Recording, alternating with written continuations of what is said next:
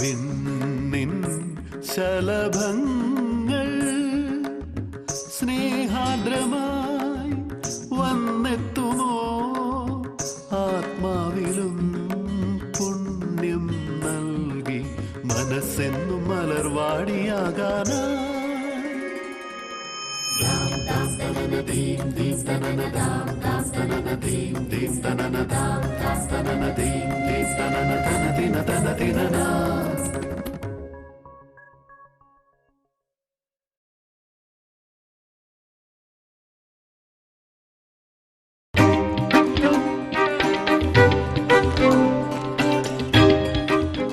നമസ്കാരം.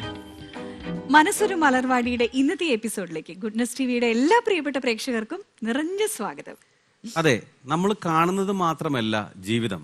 ജീവിതം എന്നാൽ വലിയ ഒരു മഹത്തായ സംഭവമാണ്. അത് കാത്തു സൂക്ഷിക്കാൻ അറിവ് വേണം. അറിവ് പകർന്നു തരുന്ന മനസ്സൊരു മലർവാടിക്ക് നിങ്ങളുടെ സ്നേഹ അന്വേഷണങ്ങൾ നൽകുന്നതിൽ വളരെ സന്തോഷം. അതോടൊപ്പം നമുക്ക് ഇന്നിവിടെ എത്തിച്ചേർന്നിട്ടുള്ളത് തൃശ്ശൂർ രൂപതയിലെ പുതുക്കാട് ഗുഡ്നസ് ടിവിയിലെ കുടുംബാംഗങ്ങളാണ്. നിറഞ്ഞ സ്വാഗതം. അപ്പോ ഇനി നമുക്ക് പാട്ടിലൂടെ തുടങ്ങാം.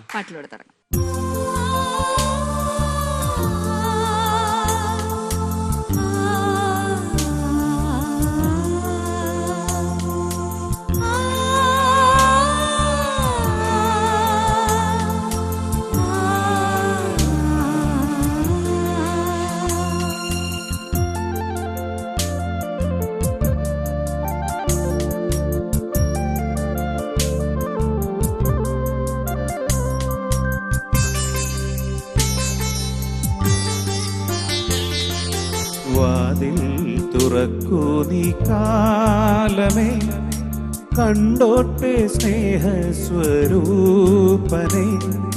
കുരിശിൽ പുണയുന്ന നേരത്തും ഞങ്ങൾക്കായി പ്രാർത്ഥിച്ച യേശു മഹേശനെ. വാതിൽ തുറക്കൂ നീ കാലമേ, കണ്ടോട്ടെ സ്നേഹസ്വരൂപനെ. കുരിശിൽ പുണയുന്ന നേരത്തു ഞങ്ങൾക്കായി പ്രാർത്ഥിച്ച യേശു മഹേശനെ. വാതിൽ തുറക്കൂ നീ കാലമേ.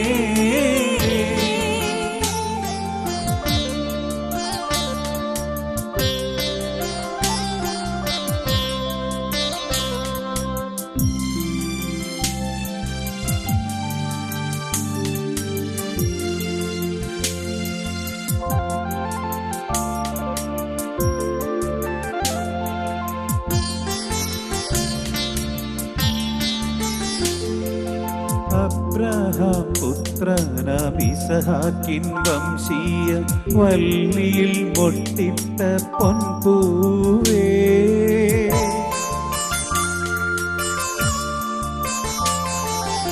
അബ്രഹാം പുത്രനാം ഇസഹാക്കിൻ വംശീയ വല്ലിയിൽ മൊട്ടിട്ട പൊൻപൂവേ.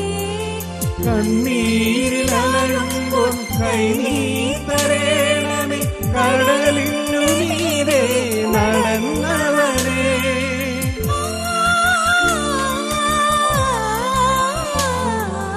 വാതിൽ തുറക്കൂ നീ കാലമേ.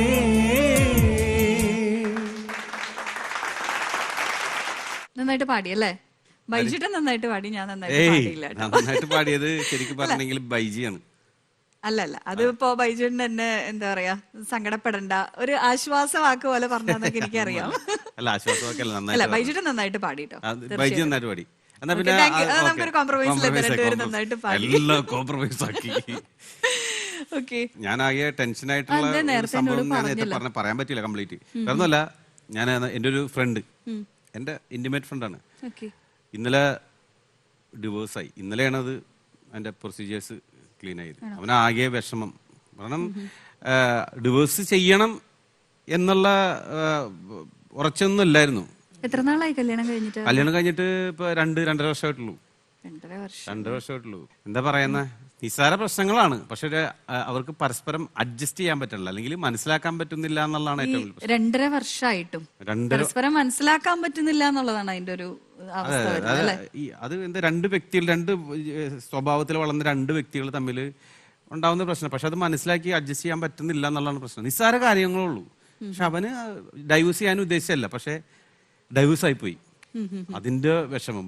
കഴിഞ്ഞ വർഷമൊക്കെ ഭയങ്കര കരച്ചിലും ബഹളമൊക്കെ ആയിരുന്നു. എങ്ങനെയാ പെൺകുട്ടി, എങ്ങനെയാ ബൈജുന്റെ നല്ല ക്ലോസ് ആയിട്ടുള്ള ഫ്രണ്ട്? അല്ല, അവര് ഞങ്ങളോട്ടൊക്കെ എല്ലാവരും, അവനും അവന്റെ ഭാര്യയൊക്കെ നല്ല കമ്പനി ആയിരുന്നു. അല്ല, ഞങ്ങളൊരു ടൂറൊക്കെ പോയിട്ടുണ്ട്, ഒരുമിച്ച് ഫാമിലി ടൂറൊക്കെ പോയിട്ടുണ്ട്. ബൈജുന്റെ എങ്ങനെയാ തോന്നുന്നത്, ആരുടെ പ്രശ്നമായിട്ടാണ് ഇത് ഫീൽ ചെയ്യുന്നത്? അതെനിക്ക്, ഞാൻ അവന്റെ കൂട്ടുകാരനായതുകൊണ്ട് പറയണല്ല. ആ കുട്ടി, അവര് ഒറ്റ മോളാണ്. അപ്പോ അവിടുന്ന് അവരെ വളർത്തി ഇതിന്റെ ഒരു ചെറിയൊരു പ്രശ്നമുണ്ട്. എല്ലാം എനിക്ക് എനിക്ക് എനിക്ക് എന്നുള്ള ഒരു ഇതിലാണ് വളർന്നു വന്നത്. പങ്കുവെച്ചിട്ടുള്ള ഒരു മനോഭാവമില്ല. ചേട്ടനൊന്നുമില്ല, അനിയനോ അനിയത്തിയോ ആരുമില്ല. അപ്പൊ അത് എല്ലാം അങ്ങോട്ട് കൊടുത്ത് ഇങ്ങോട്ട് കൊടുക്കാൻ അറിയില്ല. അപ്പൊ എന്തെങ്കിലും നിസ്സാര കാര്യം വന്നാൽ മതി, അപ്പൊ ദേഷ്യം വരിക, അപ്പൊ വീട്ടിലേക്ക് പോവുക. അങ്ങനെ ഒരുപാട് സംഭവങ്ങൾ ഉണ്ടായിട്ടുണ്ട്. പക്ഷെ എന്തെങ്കിലുമൊക്കെ എന്താ പറയാ, ശരിക്കും നമ്മുടെ പാരന്റ്സ് പലപ്പോഴും ശ്രദ്ധിക്കേണ്ട ഒരു കാര്യമാണ്. പെൺകുട്ടികൾ ഉണ്ടാവും, എനിക്ക് തോന്നിയിട്ടുള്ള ഒരു കാര്യമാണ് കേട്ടോ. അതായത് നമ്മള് ശരിയാണ്, നമ്മളൊരു വീട്ടിൽ വളർന്നു വന്നു വേറെ തികച്ചും വ്യത്യസ്തമായിട്ടുള്ള ഒരു അന്തരീക്ഷത്തിലേക്കാണ് നമ്മൾ പോകുന്നത്. അഡ്ജസ്റ്റ് ചെയ്യാൻ പറ്റില്ല. അപ്പൊ ഒരുപാട് കാര്യങ്ങൾ നമ്മൾ എന്താ പറയാ, നമുക്ക് അഡ്ജസ്റ്റ് ചെയ്യാൻ പറ്റും. ചില കാര്യങ്ങൾ നമുക്ക് ഒട്ടും അഡ്ജസ്റ്റ് ചെയ്യാൻ പറ്റാത്ത സാഹചര്യങ്ങളുണ്ടാവും. ഇപ്പൊ ഡിവോഴ്സ് എന്ന് പറയുമ്പോൾ ബൈജുട്ടൻ, ഇപ്പോ ബൈജുവിന്റെ ഫ്രണ്ട് ആയതുകൊണ്ട് സപ്പോർട്ട് ചെയ്തു. ബൈജുട്ടൻ പറയുന്ന ഒരു റീസൺ എന്ന് പറഞ്ഞാൽ ഒറ്റ മോളാണ്, അപ്പോൾ ഒരുപാട് ലാളിച്ചായിരിക്കും വളർത്തിയിട്ടുണ്ടാവുക. അപ്പോൾ ഷെയർ ചെയ്യുന്ന കാര്യങ്ങളിലൊക്കെ വരുമ്പോൾ ഒരു ബുദ്ധിമുട്ട് വരും. ഇപ്പം അച്ഛനും അമ്മേനെയും കൂടുതൽ സ്നേഹിക്കുന്നത്, അതൊക്കെ ഈ ഡിവോഴ്സിന്റെ ഇടയിൽ ഒരു സംഭവിക്കാവുന്ന കാര്യമാണ്. എന്നോടല്ല സ്നേഹം കൂടുതൽ, എന്താണ്, ചേട്ടന്റെ അച്ഛനും അമ്മോടാണ് എന്നുള്ളൊരു ഇതൊക്കെ. പക്ഷെ നമ്മുടെ പെൺകുട്ടികൾ മനസ്സിലാക്കേണ്ട ഒരു കാര്യം എന്ന് പറഞ്ഞാൽ, ഇത്രയും കാലം വളർത്തി വലുതാക്കിയ അവർക്ക് ഒരുപാട്, ഇവരുടെ ഒരു സ്വപ്നം എന്ന് പറയുന്നത് ഈ ഒരു മോനാണ്. അപ്പം ഈ ഒരു അച്ഛനും അമ്മേനെയും കൂടി അവർ അംഗീകരിക്കേണ്ടതാണ്. ഒരു ഭർത്താവാണെങ്കിൽ കൂടിയും അദ്ദേഹം ഒരു മകനാണെന്നുള്ളതും കൂടി നമ്മൾ അംഗീകരിക്കേണ്ട കാര്യം. പക്ഷെ വൈജുട്ടൻ പറഞ്ഞൊരു കാര്യത്തില്, ഈ പെൺകുട്ടിയുടെ കാര്യത്തിൽ നിന്ന് മാത്രം പറഞ്ഞു. പക്ഷെ നമ്മൾ ഇതിന്റെ ഉള്ളിലേക്ക് എപ്പോഴും ഡിവോഴ്സ് ആയി കഴിഞ്ഞാൽ ഞാൻ ശ്രദ്ധിച്ചിട്ടുള്ള ഒരു കാര്യം എന്ന് പറഞ്ഞാൽ, പെൺകുട്ടീനെയാണ് എല്ലാവരും കുറ്റം പറയാ. പുറത്ത് വന്നിട്ടായാലും നമ്മുടെ സമൂഹമായാലും. ഇപ്പൊ കാര്യം പറഞ്ഞോട്ടെ, വേറൊന്നുമല്ല. ഇപ്പൊ ഞങ്ങള് ഫാമിലി ആയിട്ട് ഇടക്കിടക്ക് ഫാമിലി മീറ്റ് വെക്കാറുണ്ട്. എന്റെ വീട്ടിൽ വരുമ്പോ എന്റെ ഭാര്യ ഉണ്ടാക്കും, ഭക്ഷണമൊക്കെ ഉണ്ടാക്കിയിട്ട് അവര് കഴിക്കും. അവര് വീട്ടിൽ പോകുമ്പോ പലപ്പോഴും നമ്മൾ ചെല്ലുമ്പോ അവനുണ്ടാവില്ല അവിടെ. അവനുണ്ടാവില്ല, അവൻ ഫുഡ് വാങ്ങിക്കാൻ പോയിക്കായിരിക്കും. ഒന്നും ഉണ്ടാക്കൂല, എല്ലാം പുറത്തത്തെ ഫുഡ്. അപ്പൊ നമ്മൾ അതല്ല ആഗ്രഹിക്കുന്നത്, അവരുണ്ടാക്കുന്ന ഭക്ഷണം. അങ്ങനെ പലപ്പോഴും ഉണ്ടായിട്ടുണ്ട്. അപ്പൊ അതൊക്കെ നമ്മുടെ മാതാപിതാക്കള് മനസ്സിലാക്കി കൊടുക്കേണ്ട കാര്യമാണ്. ഒരു പുതിയ വീട്ടിൽ ചെല്ലുമ്പോൾ നമ്മൾ എന്തൊക്കെ ചെയ്യണം എന്നുള്ള കാര്യങ്ങൾ. അതല്ല, ഫുഡ് ഉണ്ടാക്കാനായിട്ട് ബുദ്ധിമുട്ടാൻ താല്പര്യമില്ല. അപ്പൊ നമ്മൾ ചെല്ലുമ്പോഴേക്കും നല്ല മേക്കപ്പ് വെച്ചിട്ട് ഏറ്റവും നല്ല ഡ്രസ്സൊക്കെ ഇട്ട്. അതെന്താന്ന് വെച്ചിട്ടുണ്ടെങ്കിൽ വീട്ടിൽ അങ്ങനെ ഒരു ശീലം ഇല്ലാത്തതുകൊണ്ടാണ്. ആരെങ്കിലും വരുമ്പം അമ്മ എല്ലാം ചെയ്തു കൊടുക്കുന്നു. അപ്പൊ കൊച്ചിനെ സംബന്ധിച്ചിടത്തോളം ഇത് അറിയില്ല. ഇങ്ങനെ നമ്മള് ഒരു വീട്ടിലൊരാള് വന്നു കഴിഞ്ഞാൽ അവർക്ക് ഫുഡ് ഉണ്ടാക്കി കൊടുക്കണം, അല്ലെ? അതൊരു സത്യമായിട്ടുള്ള കാര്യമാണ്. ഓക്കെ. പക്ഷെ ഞാൻ പറഞ്ഞത് ഈ ഒരു കാര്യമാണ്. എന്ന് വെച്ചാൽ സമൂഹത്തിൽ നമ്മൾ എപ്പോഴും ഡിവോഴ്സ് ആയി കഴിഞ്ഞ് കഴിഞ്ഞാല്, നമ്മൾ ഏതെങ്കിലും ഒരു ഫംഗ്ഷൻ അറ്റൻഡ് ചെയ്യുകയാണെങ്കിൽ പോലും പറയും ദിവസം. പക്ഷെ ഒരു ആൺകുട്ടീനെ നോക്കിയിട്ട് ഒരിക്കലും അങ്ങനെ പറയുന്നില്ല. അവള് ഇച്ചിരി ഇതായിരിക്കും, അവിടെ അഡ്ജസ്റ്റ് ചെയ്യുന്നുണ്ടാവില്ല, അങ്ങനെയല്ലേ പൊതുവെ അല്ലെ കേട്ടിരിക്കണേ. ഒരിക്കലും ഒരു എന്താ പറയാ, ഒരു പുരുഷനെ അല്ലെങ്കിൽ ഒരു ആണിനെ ഒരിക്കലും ആരും കുറ്റം പറയുന്നില്ല. സ്ത്രീയുടെ ഭാഗത്തേക്ക് അതെല്ലാം തള്ളിവിടുന്നത് അതൊരു മോശമായിട്ടുള്ള ഒരു പ്രവണതയാണ്, അല്ലെ? അതാണ് സത്യം. അങ്ങനെ ഇല്ല ബൈജുട്ട്, അത് അങ്ങനെ പറയാൻ പറ്റില്ല. നമുക്ക് പല പോരായ്മകളും എല്ലാവർക്കും ഉണ്ടാവും. ഇപ്പൊ ഞാൻ സ്ത്രീകളെ മാത്രം ന്യായീകരിക്കൊന്നുമല്ല, നമ്മുടെ ഭാഗത്തും ചില തെറ്റുകളൊക്കെ ഉണ്ടാവും. പക്ഷെ അതൊക്കെ പറഞ്ഞ് മനസ്സിലാക്കി കൊടുക്കുക. ചില കേസുകളിലൊക്കെ അത് മനസ്സിലാക്കിയാൽ മാറാവുന്നതാണ്. ഞാൻ മനസ്സിലാവണ്ടേ? ബൈജിനോട് എന്തെങ്കിലും പറഞ്ഞ ബൈജിക്ക് മനസ്സിലാവോ? പിന്നെ ഞാനൊരു കാര്യം പറയട്ടെ, ഇത്ര അറിവുള്ള ബൈജിയാണെങ്കിൽ അച്ഛനെ വിളിക്കണോ ഇനി?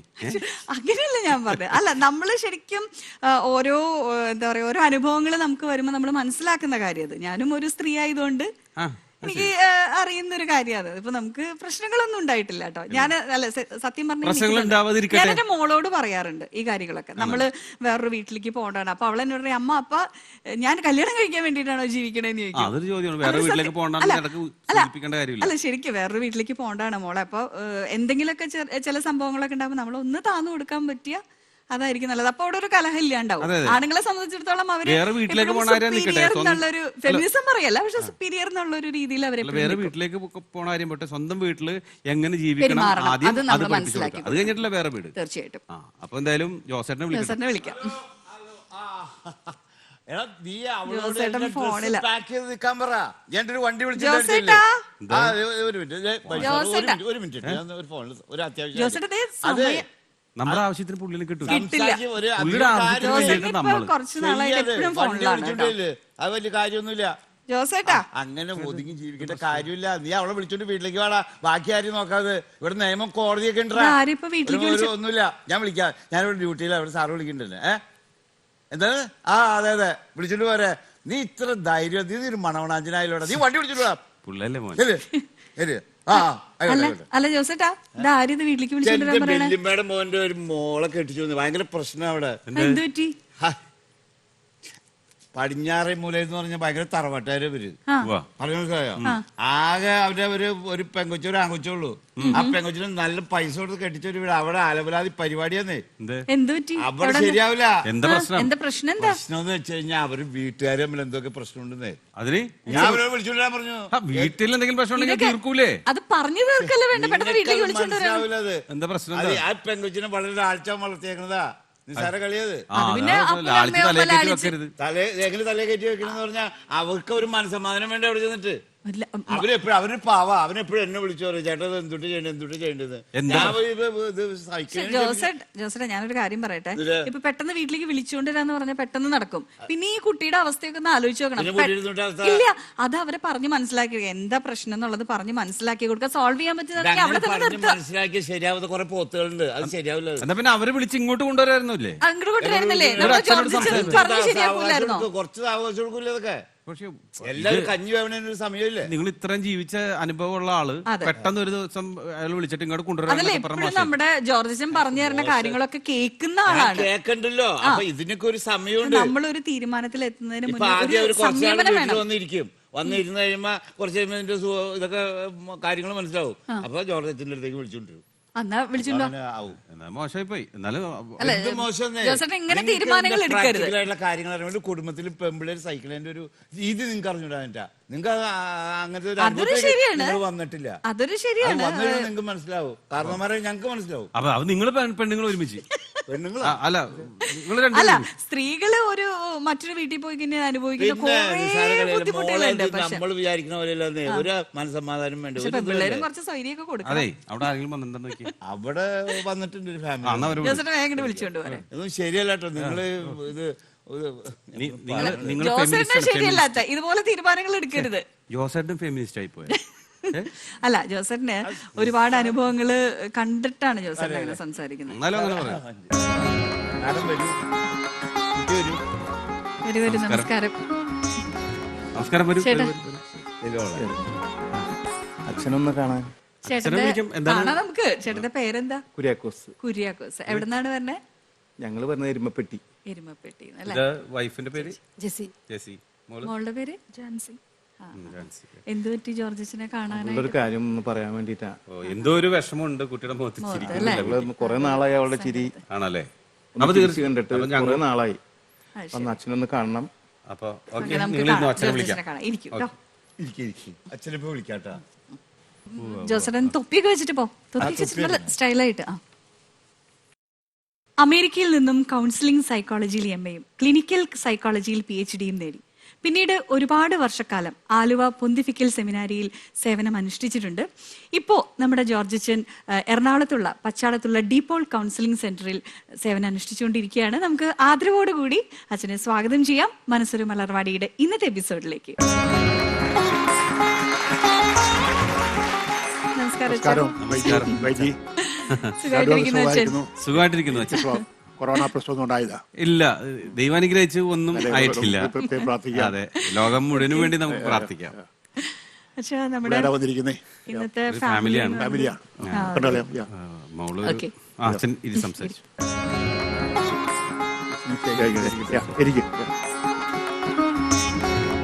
പേരെന്താ? കുര്യാക്കോസ്. കുര്യാക്കോസ്. ഇയാളുടെ പേരെന്താ? ജാൻസി. ജെസി. ജെസി. കുര്യാക്കോസ് എന്ത് ചെയ്യുന്നു? എനിക്ക് ചെറിയൊരു ബിസിനസ്സാണ്. ആ ആ ആ. ഞാനിപ്പോ വന്നത് എൻ്റെ മോളുടെ ഒരു കാര്യം പറയാൻ വേണ്ടിയിട്ട് വന്നതാണ്. എന്താ എന്താ യാ ഞങ്ങൾക്ക് ആകെയുള്ളൊരു മോളാണ്. മോളുടെ കല്യാണമൊക്കെ ഞങ്ങൾ വളരെ ഭംഗിയായിട്ട് നടത്തി. നല്ല സ്ത്രീധനമൊക്കെ കൊടുത്ത് നല്ല ആഘോഷപൂർവ്വം തന്നെ നടത്തിയത്. ചെക്കനൊരു ബിസിനസ്സുകാരനായിരുന്നു. അവനെപ്പോഴും ബിസിനസ് ടൂറും കാര്യങ്ങളൊക്കെ ആയിട്ടാണ് അവൻ നടക്കുന്നത്. ബിസിനസ് ടൂർ പോകുമ്പോൾ അവൻ്റെ കമ്പനി സെക്രട്ടറിയും കാര്യങ്ങളൊക്കെ ആയിട്ടാണ് പോകുന്നത്. പിന്നെ മോൾക്ക് അവിടെ ഒരു ഒരു എന്താ പറയുക, ഒരു പരിഗണനയും കാര്യങ്ങളൊന്നും കിട്ടുന്നില്ല. പിന്നെ വീട്ടിലെ അമ്മയും തമ്മിലൊക്കെ ഉള്ള പ്രശ്നങ്ങളും ഒക്കെ ആയിട്ട് ഒരുപാട് പ്രശ്നങ്ങളൊക്കെ ഉണ്ട്. ഞാനിപ്പോ അത് കൃത്യമായിട്ട് പറയാനല്ല ഞാനിപ്പോ അത് വന്നത്. ഒരു അവൾക്ക് പറ്റില്ല, ഞാൻ ഡിവോഴ്സ് ചെയ്ത് ഞങ്ങളൊരു 6 മാസമായി അവളെ വീട്ടിൽ വന്ന് നിൽക്കുന്നത്. ഡിവോഴ്സ് ഞങ്ങൾ വാങ്ങിച്ചു. കാരണം ഒരു പല കാര്യങ്ങളും നമുക്ക് ഇവള് പറഞ്ഞപ്പോ അത് അത്രയും കഷ്ടപ്പെട്ട് നിൽക്കേണ്ട ഒരു കാര്യം ഉണ്ടെന്ന് തോന്നിയില്ല. പിന്നെ അമ്മായിമ്മയുടെ ആണെങ്കിലും ബുദ്ധിമുട്ട് ഭയങ്കരമായിട്ടുണ്ട്. ഭയങ്കരമായിട്ട് ഉപദ്രവിക്കുമായിരുന്നു. അപ്പൊ ഇവള് 6 മാസം വീട്ടിൽ വന്ന് നിൽക്കണ കണ്ടപ്പോ ഇവളുടെ ആ ഒരു ഡിപ്രഷനൊക്കെ ഒന്ന് മാറാൻ വേണ്ടിട്ടേ നമ്മളൊരു എന്തെങ്കിലും ഒരു സ്ഥാപനത്തില് ഒരു നിൽക്കാനായിട്ടൊരു ജോലിയൊക്കെ വാങ്ങിച്ചു കൊടുത്തു. നമ്മള് ജോലി വാങ്ങിച്ചു കൊടുത്തു കഴിഞ്ഞപ്പോ പിന്നെ അവിടെയുള്ള സ്റ്റാഫുകള് മറ്റുള്ളവരൊക്കെ ഓരോ കുത്തുവാക്കുകൾ പറഞ്ഞ് മോളെ ഭയങ്കരമായിട്ട് വിഷമിപ്പിക്കുക. അതായപ്പോ അവൾക്ക് ഒന്നും കൂടി വിഷമായി. അപ്പൊ ആ ജോലിയൊന്നും പോവാതെ വീട്ടിൽ തന്നെ ഇരിപ്പാണ്. ജോലിക്ക് പോകുന്നില്ല. കാരണം ആൾക്കാരുടെയൊക്കെ ഈ കുത്തുവാക്കുകൾ കേട്ടിട്ട് ആകെ മാനസികമായിട്ട് തകർന്നു. പുറത്തിറങ്ങണില്ല ആളിപ്പോ. അകത്ത് തന്നെയാണ് ഇപ്പൊ ഇരിക്കുന്നത്. എങ്ങോട്ടും പോകുന്നില്ല. ആകെയുള്ളൊരു മോള ഞങ്ങളൊന്ന് രക്ഷിക്കുന്ന. ഒരു കാര്യം ചെയ്യാം, നിങ്ങളുടെ കുറച്ചു നേരം പുറത്തിരിക്കാവോ? ഞാൻ ജാൻസിയോട് സംസാരിച്ചു നോക്കട്ടോ കേട്ടോ, എന്താണ് പ്രശ്നമെന്നേ.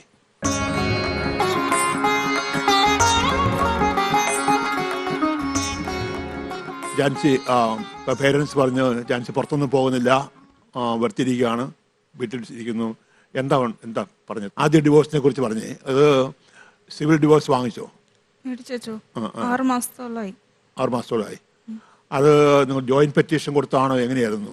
അതെ, ജോയിന്റ് പെറ്റീഷൻ ആയിരുന്നു. എനിക്ക് സമ്മതമായിരുന്നു. കാരണം വീട്ടില് അവിടെ ഒരു പരിഗണനയും കിട്ടുന്നില്ല. വീട്ടില് വന്നാലും എന്നോട് സംസാരിക്കണമെന്ന് സമയമില്ല. ഭക്ഷണമൊക്കെ വിളമ്പി വെച്ചാലും ഞാൻ വിളമ്പി വെക്കുമ്പോ ആള് പറയും കഴിച്ചിട്ടാ വന്നെന്ന് പറയും. വിളമ്പി വെക്കട്ടേന്ന് ചോദിച്ചാ ഉടനെ അമ്മയെ വിളിച്ചിട്ട് പറയും വിളമ്പാൻ പറയും. അപ്പൊ അമ്മ പറയുന്നത് ഞാൻ കാരണമാണ് ആളിങ്ങനെ ആവുന്നെന്നാ പറയുന്നത്. വീട്ടിൽ വന്നാലും സംസാരിക്കാൻ സമയമില്ല, എപ്പോഴും ഫോണിലായിരിക്കും. അപ്പൊ കമ്പനിയിലുള്ള സെക്രട്ടറി ആയിട്ട് ഒരു അടുപ്പമുണ്ട്. അത് മുമ്പേ തൊട്ടേ ഉള്ളതായിരുന്നു എന്നാണ് എനിക്ക് തോന്നുന്നത്. കാരണം കണ്ടറിഞ്ഞിടത്തോളം അല്ല അച്ചോ, അത് എല്ലാവർക്കും അറിയാം. പിന്നീട് പറഞ്ഞു വന്നപ്പോഴാണ് അങ്ങനെ ഒരു ബന്ധം മുമ്പേ ഉണ്ടായിരുന്നതാണ്. ഞായറാഴ്ചകളിൽ പോലും വീട്ടിലിരിക്കുന്ന ഒരു സ്വഭാവമൊന്നും ഇല്ല. അഥവാ ഇരുന്നാലും എന്നോട് സംസാരിക്കാൻ സമയമില്ല അച്ചു. അമ്മായിമ്മയാണെങ്കിലും കുറ്റപ്പെടുത്തലുകൾ മാത്രമേ ഉള്ളൂ, അല്ലാതെ എന്നോട് സംസാരിക്കാനോ അല്ലെങ്കിൽ അവർക്കൊക്കെ അറിയാച്ചു. അതൊക്കെ മറച്ചു വെച്ചിട്ടാണ് ഇങ്ങനെ ഒരു കല്യാണത്തിനൊരു നടത്തിയത്. അപ്പോ ഞാൻ സമ്മതിച്ചിട്ട് തന്നെയാണ് അങ്ങനെ ഒരു വിവാഹബന്ധം വേർപെടുത്തിയത്. അതിനുശേഷം വീട്ടിൽ വന്നു. ഇല്ല, അവർക്ക് എതിർപ്പൊന്നും ഇല്ലായിരുന്നു. ഇവിടെ വന്നു കഴിഞ്ഞ് അപ്പച്ചനൊരു ജോലി റെഡിയാക്കി തന്നു. ഞാൻ പോയി തുടങ്ങിയെങ്കിലും ഞാൻ എന്തോ തെറ്റ് ചെയ്ത പോലെയാണ് അച്ഛൻ എല്ലാവരോടും എന്നോട് പെരുമാറിക്കൊണ്ടിരിക്കുന്നത്. മോശമായിട്ടുള്ള പെരുമാറ്റങ്ങളൊക്കെ ഒരുപാടുണ്ട്. പുറത്തിറങ്ങാൻ പോലും തോന്നില്ല. വിവാഹമോചനം കഴിഞ്ഞു, വീട്ടിലേക്ക് വന്നു. മാതാപിതാക്കന്മാരുടെ ആറ്റിറ്റ്യൂഡ് എന്താ? അവരിങ്ങനെ അവര് ജാൻസി കുറ്റപ്പെടുത്തുന്നുണ്ടോ? ഒരിക്കലും ഇല്ല. ഇല്ല.